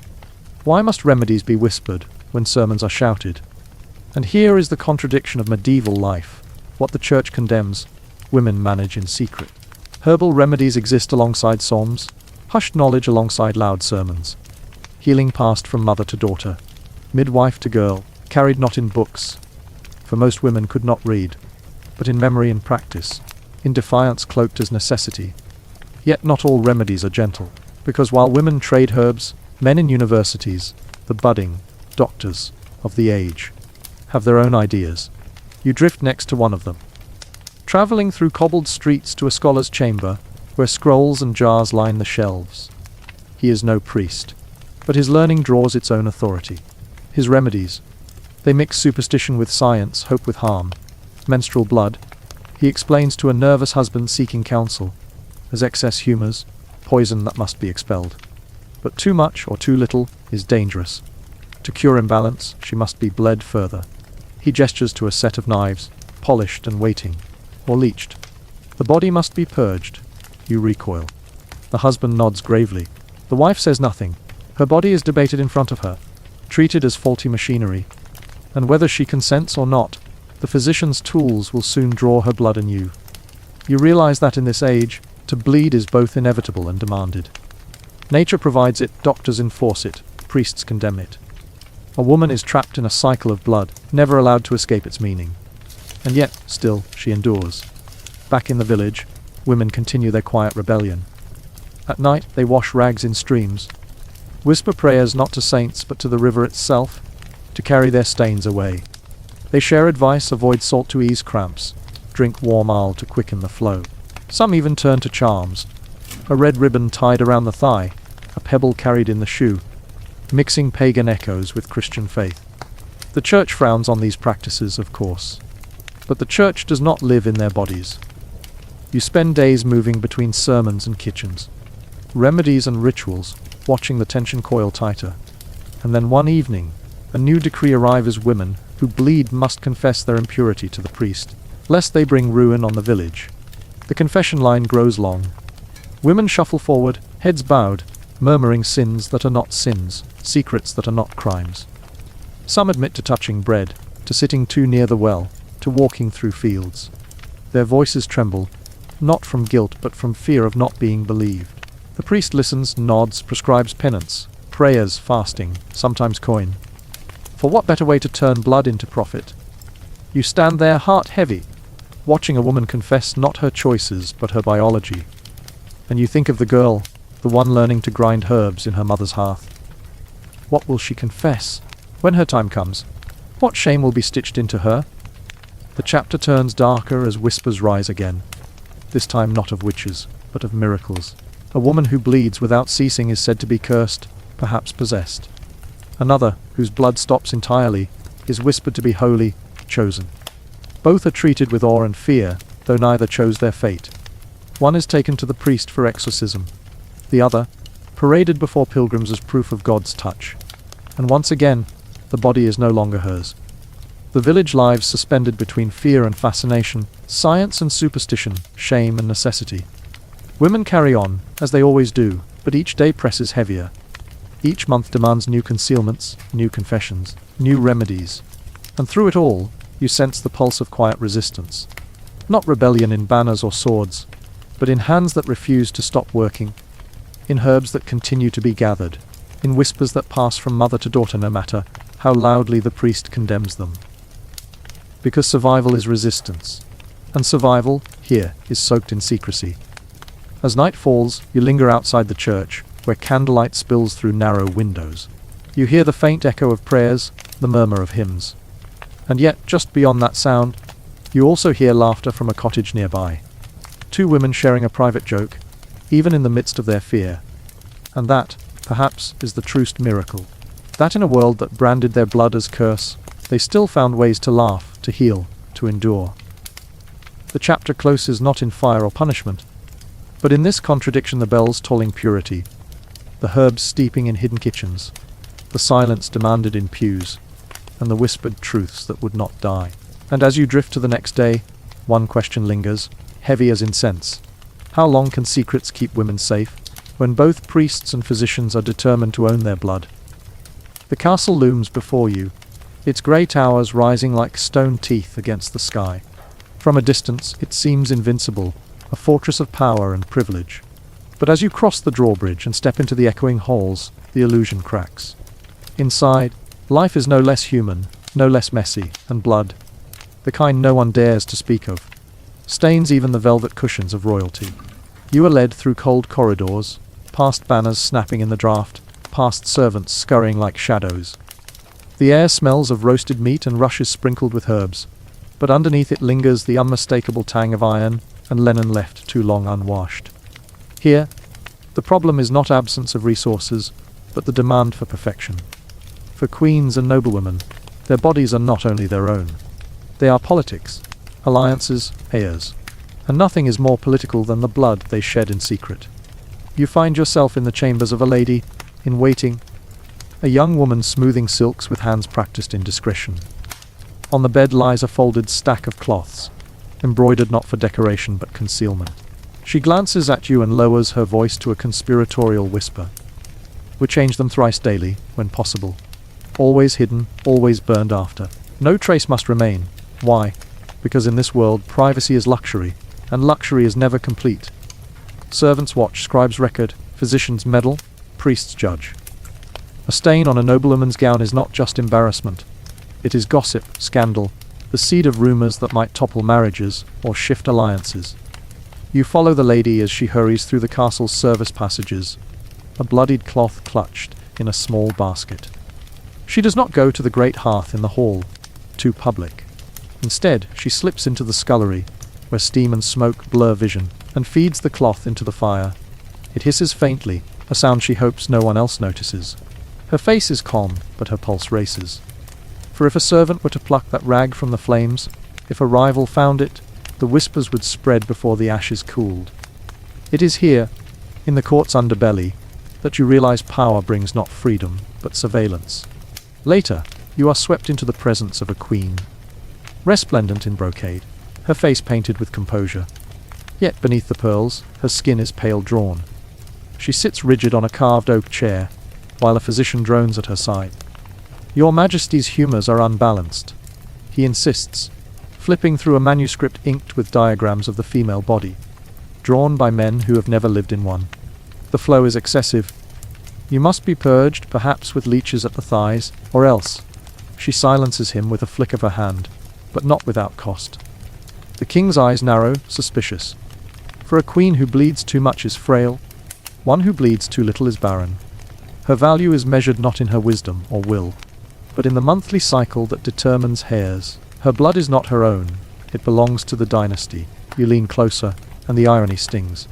In the village, women confess blood as sin. In the castle, women veil it as politics. But in both, the same truth holds: menstruation is never just menstruation. It is symbol, currency, power disguised as weakness. Night falls in the castle, and you drift through the chambers where noblewomen lie awake, restless. Their beds are softer than straw, their blankets warmer, yet their worries are sharper. What if the sheets stain? What if a maid talks? What if the king notices? You sense their tension, their bodies clenched against betrayal by their own wombs. In one chamber, a noblewoman whispers to her confidante. The cramps are unbearable. She presses a hand to her belly, beads of sweat glistening at her temple. The confidante produces a vial, an infusion of wine, honey, and crushed herbs smuggled from the kitchens. Drink this, she urges. It will bring relief, though the priest says it is sinful. The noblewoman drinks anyway, because pain is louder than sermons. Elsewhere, another woman kneels before a relic, a saint's bone in a silver case, begging not for salvation, but for her cycle to align with the king's visits. The timing of blood here is as strategic as the placement of armies. A wrong week could endanger a marriage, a dynasty, an empire. And you feel it, the crushing weight of expectation pressing on her shoulders like the stone ceiling above. But gossip drifts through castles as easily as smoke. One morning, you wander into the great hall, where courtiers murmur over trenchers of bread and cheese. Did you hear? One whispers. The queen's flow has ceased. At last, she carries an heir. Another shakes her head, lips pursed. Or perhaps she is cursed. Perhaps her womb is barren. Every speculation is laced with danger. The queen herself is absent, yet her body is present on every tongue. It dawns on you in a world where women's blood is silenced. It is nonetheless endlessly spoken of by others. Never by the women themselves, always about them, always with stakes far higher than the private discomfort of cramps or stains.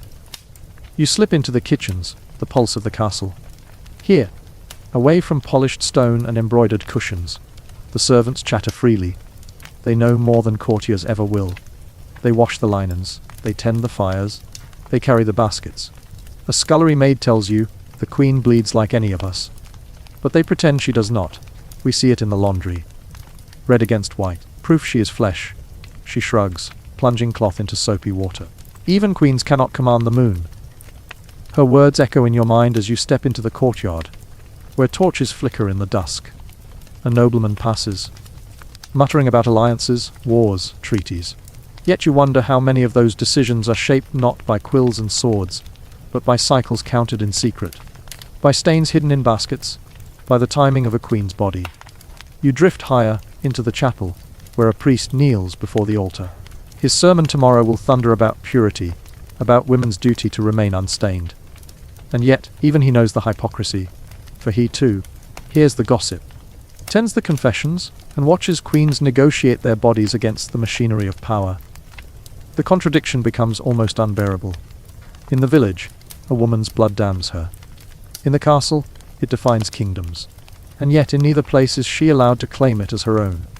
One night, as snow falls thick outside the castle walls, you linger in a chamber where a nobler woman writes a letter by candlelight. Her hand trembles slightly as she dips her quill. The words are not for her husband, nor for a priest, but for her sister in another court. She writes of pain, of fear, of the endless concealments. How I long to speak of it plainly. She confides in ink, to laugh at it, to curse it, to live it without shame. But here, silence is survival.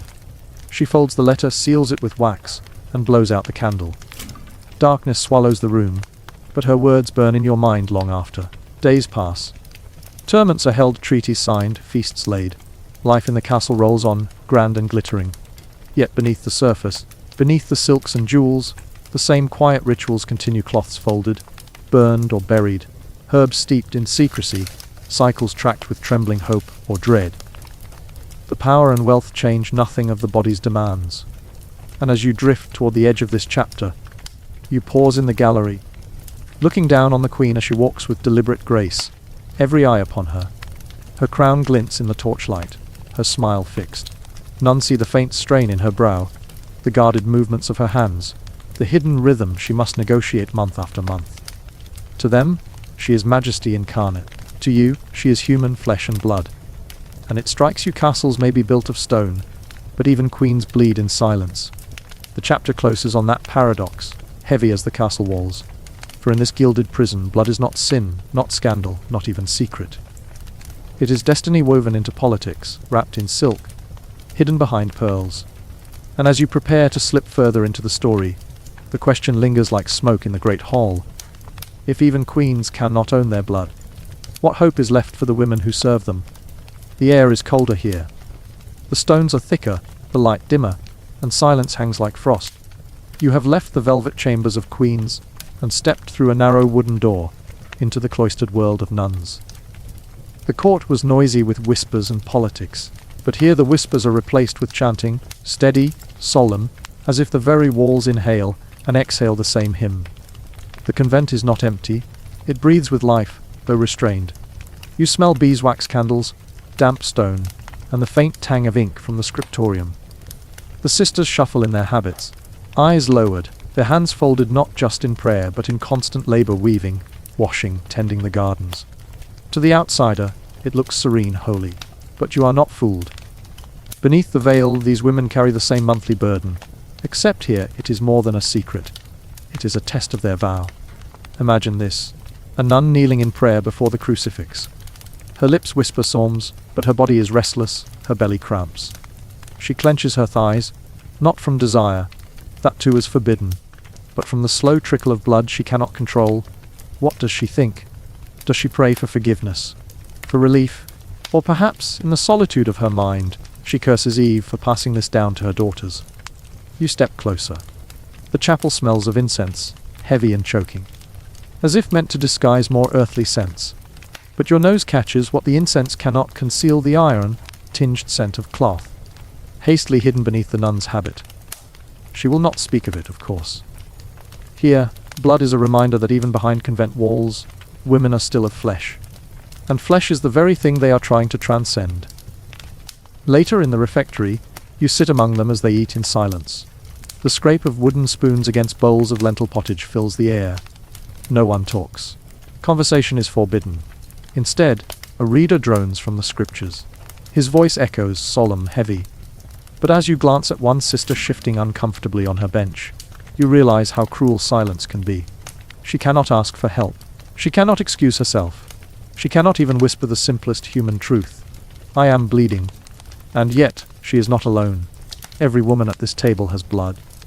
Every one of them has faced the quiet panic of stains in the laundry, the pain of cramps during hours of kneeling prayer, the dread of discovery. They have learned, in ways never recorded, how to manage it.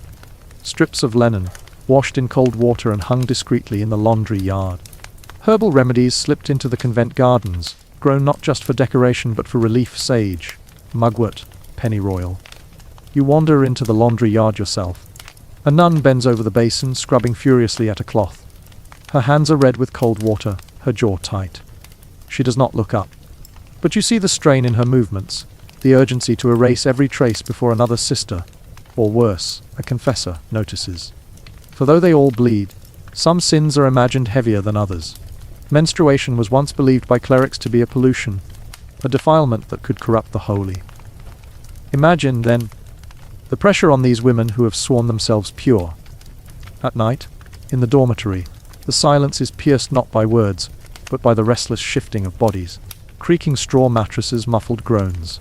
You lie among them listening. Some toss from the ache of cramps, some from the anxiety of discovery, some whisper prayers to the Virgin Mary, a woman herself, yet depicted eternally untouched by blood. The cruel irony is not lost on you. The holiest female figure in Christendom is one who has never menstruated, and yet you sense resilience. These women have developed a sisterhood forged in secrecy. A nun passes a small bundle beneath her veil to another, a folded cloth, carefully sewn, perhaps softer than the rough communal linens. Another shares a vial of herbs steeped in wine, pretending it is for headache, but knowing well the true purpose. They may live under vows of silence, but their solidarity speaks louder than any sermon. Still the fear lingers.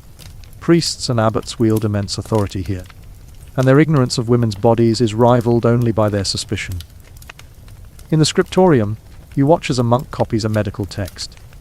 His quill scratches across the parchment, sketching diagrams of wombs that look more like cauldrons or monsters than reality. He writes of toxic humors expelled during menstruation, of dangers to crops, to wine, to men's virility. You glance at the nuns nearby, quietly illuminating their manuscripts. Their eyes flick to the monk's page, but they do not laugh. They simply lower their heads again, resigned to a world where their own experiences are overwritten by men's ink. One evening, a storm rages outside, rain lashing the convent walls. In the infirmary, a sister lies pale, doubled over with pain. The others tend to her, applying poultices, whispering prayers. A priest is summoned, his robes damp with rain. He mutters about sin, about penance, about fasting to purge the body. You watch the sisters' faces, their lips tight, their eyes hard. They know his words will do nothing, and when he leaves, they tend her properly warm cloths, herbal teas, soothing touch. It is not doctrine that saves her, but their quiet, forbidden knowledge passed from woman to woman. There are stories, too, whispered in cloisters, of blood that stained habits so badly it could not be hidden, of punishments doled out for uncleanliness, of women sent away disgraced, though they had done nothing but live in their bodies. Some say the walls of certain convents carry these stains still, if one looks closely enough in the cracks of the laundry stones. Yet, not all is bleak. There is strength here too, hidden in plain sight. For every rule designed to erase their humanity, these women carve out small rebellions, kindnesses, secrets, shared remedies. They may live under vows of chastity and silence, but in the red tide of their cycles, they are reminded of their kinship with all women. Peasant, queen, none alike. You sit once more in the chapel, the candlelight flickering on the crucifix. The chants rise, solemn and eternal. And you realize this convent is not free of blood. It is built upon it. Every stone has been touched by it, whether in childbirth, illness, or the silent cycles of the women who prayed here. The irony is sharp. These walls, raised in pursuit of purity, are sustained by the very thing they pretend does not exist. As the chapter closes, you feel the weight of their silence. It is heavy, suffocating. Yet beneath it runs a current of resilience, an unspoken defiance carried in hidden cloths. In herbal gardens, in whispered prayers not for forgiveness, but for relief. And as you step toward the convent gates, leaving the cloistered world behind, one question presses like the chill night air against your skin. If even in the holiest places, women's blood was treated as a stain, what happens when faith and fear spill beyond the walls, shaping the world outside?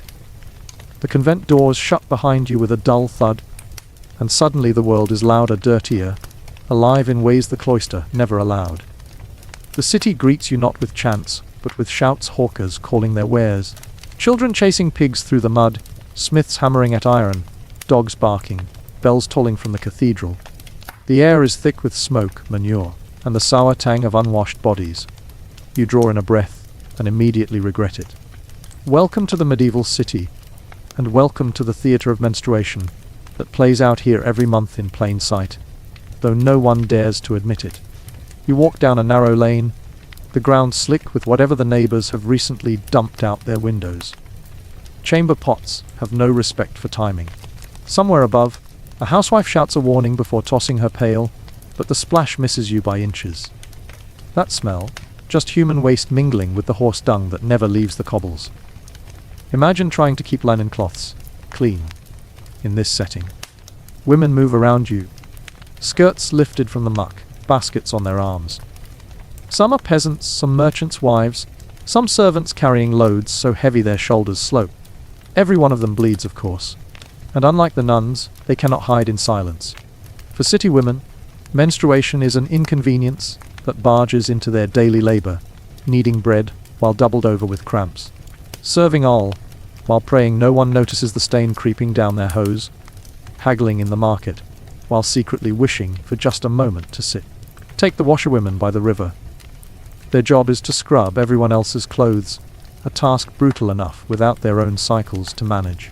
The riverbank is slippery with soap suds and fish guts.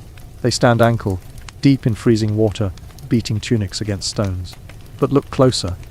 In the baskets are strips of stained linen, tucked among the laundry, beaten and rinsed as quickly as possible before curious eyes can ask questions. The women talk, loudly, to drown the sight gossip of neighbors, news of markets, jokes about priests. It's a shield. Their chatter is cover for the fact that once again, the river carries away more than dirt.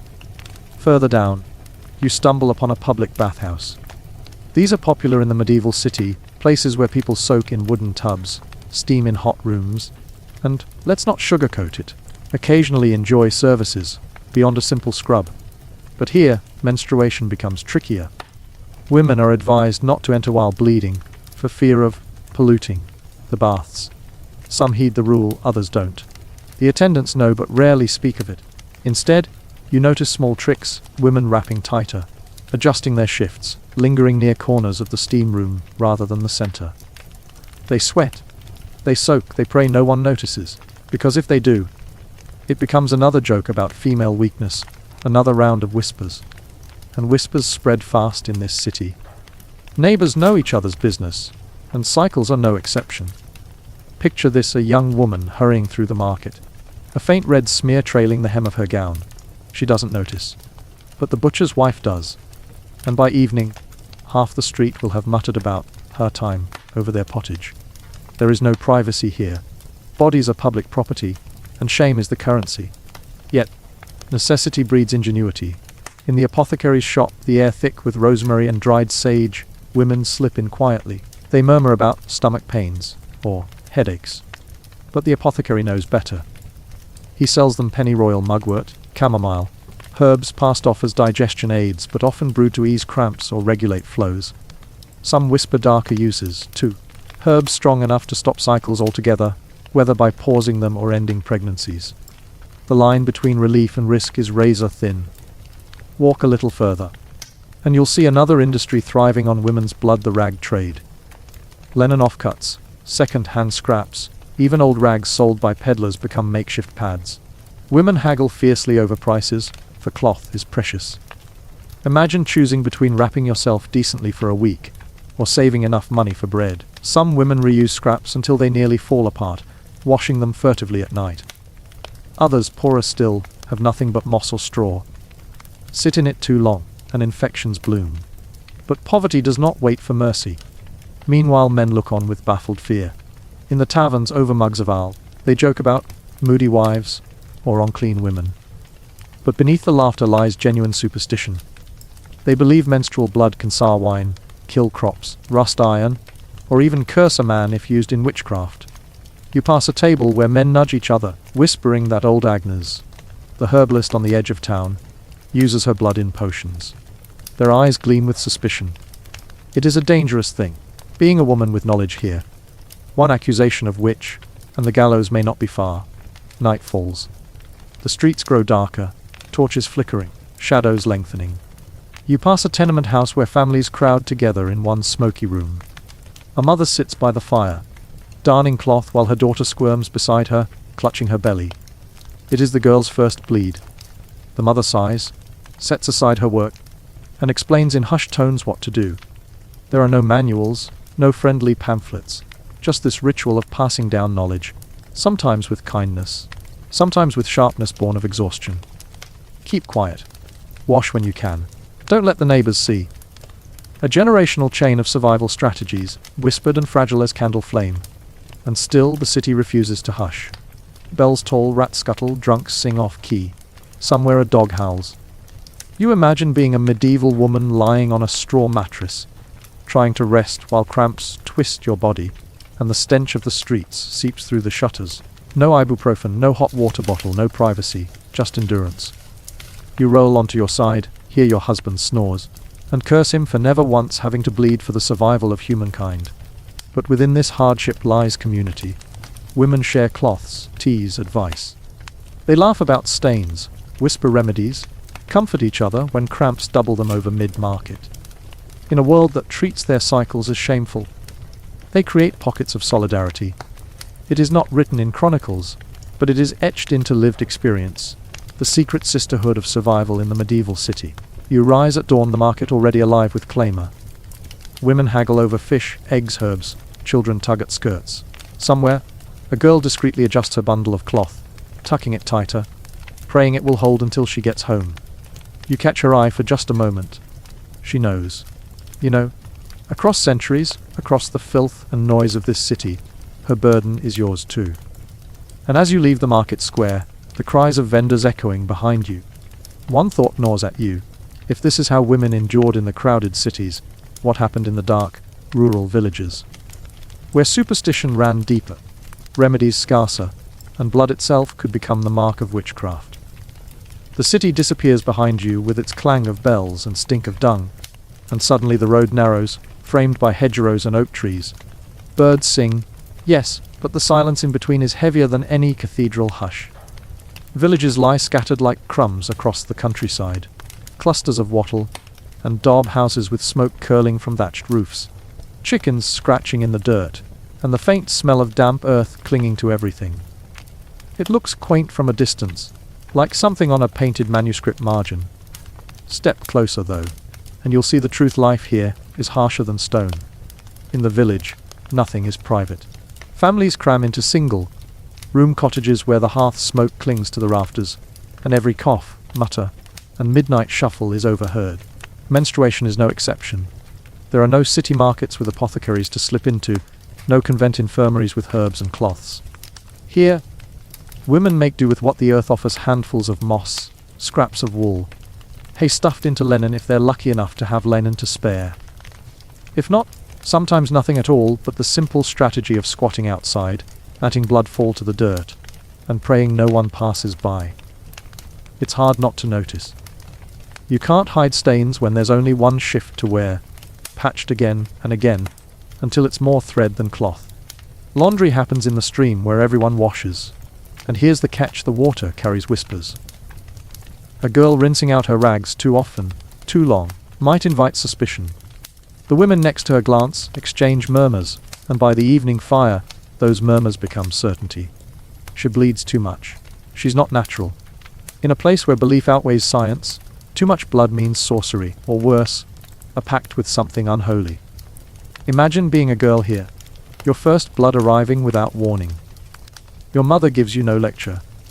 She only crosses herself, mutters that you're a woman now, and warns you to keep silent. There is no celebration, no sympathetic ear. Only fear that too much talking will brand you as different. And difference, in these villages, is dangerous. Step into the Owl House, and you'll hear the men whispering their folk beliefs over their mugs. They'll tell you menstrual blood can make crops fail, turn milk sour, or poison bread. They'll say witches smear it on doorframes to summon the devil, or drop it into men's food to bind them in unnatural lust. They fear it, mock it, and yet secretly, some crave it, for lust, for magic, for excuses. It's always the women who pay the price. Walk through the fields and you'll see women bent over, scythers flashing, blood hidden beneath layers of sweat and mud. They cannot pause for cramps or stains. The harvest waits for no cycle. And if they falter, the men mutter that they're weak, not pulling their weight. You catch sight of a young wife, her cheeks flushed, her back bowed under a bundle of wheat. She wipes her brow, shifts her weight, and whispers to herself a prayer that the pain will pass before anyone notices her trembling. At night, the world shrinks to firelight and shadow. Families huddle in cottages, the dark pressing against the shutters. Outside, wolves howl, or so they say, though it's just as likely a neighbor spreading tales of witches abroad in the night. Blood is part of these tales. Women accused of flying to the Sabbath are said to use their monthly flow in ointments and spells. An old widow who bleeds irregularly may be called cursed. A young woman who doesn't bleed at all, rumored barren, unnatural, touched by demons. It is a tightrope no one can walk safely. The village healer, every hamlet has one, walks this edge most dangerously. She knows herbs, remedies, charms. Women come to her in secret, asking for teas to soothe cramps or to bring on delayed cycles. She brews mugwort, fennel, yarrow, whispers prayers over the steaming cups. Sometimes it works, sometimes it doesn't. But if too many women seek her help, or if misfortune strikes the village, a cow dies, a storm ruins crops, it takes only one finger pointing. She meddled with blood. She brought this upon us. And then the healer finds herself dragged before men with torches, her knowledge twisted into evidence. Think about this. You're a woman doubled over with cramps, your rags damp and itching, and you hear footsteps in the lane.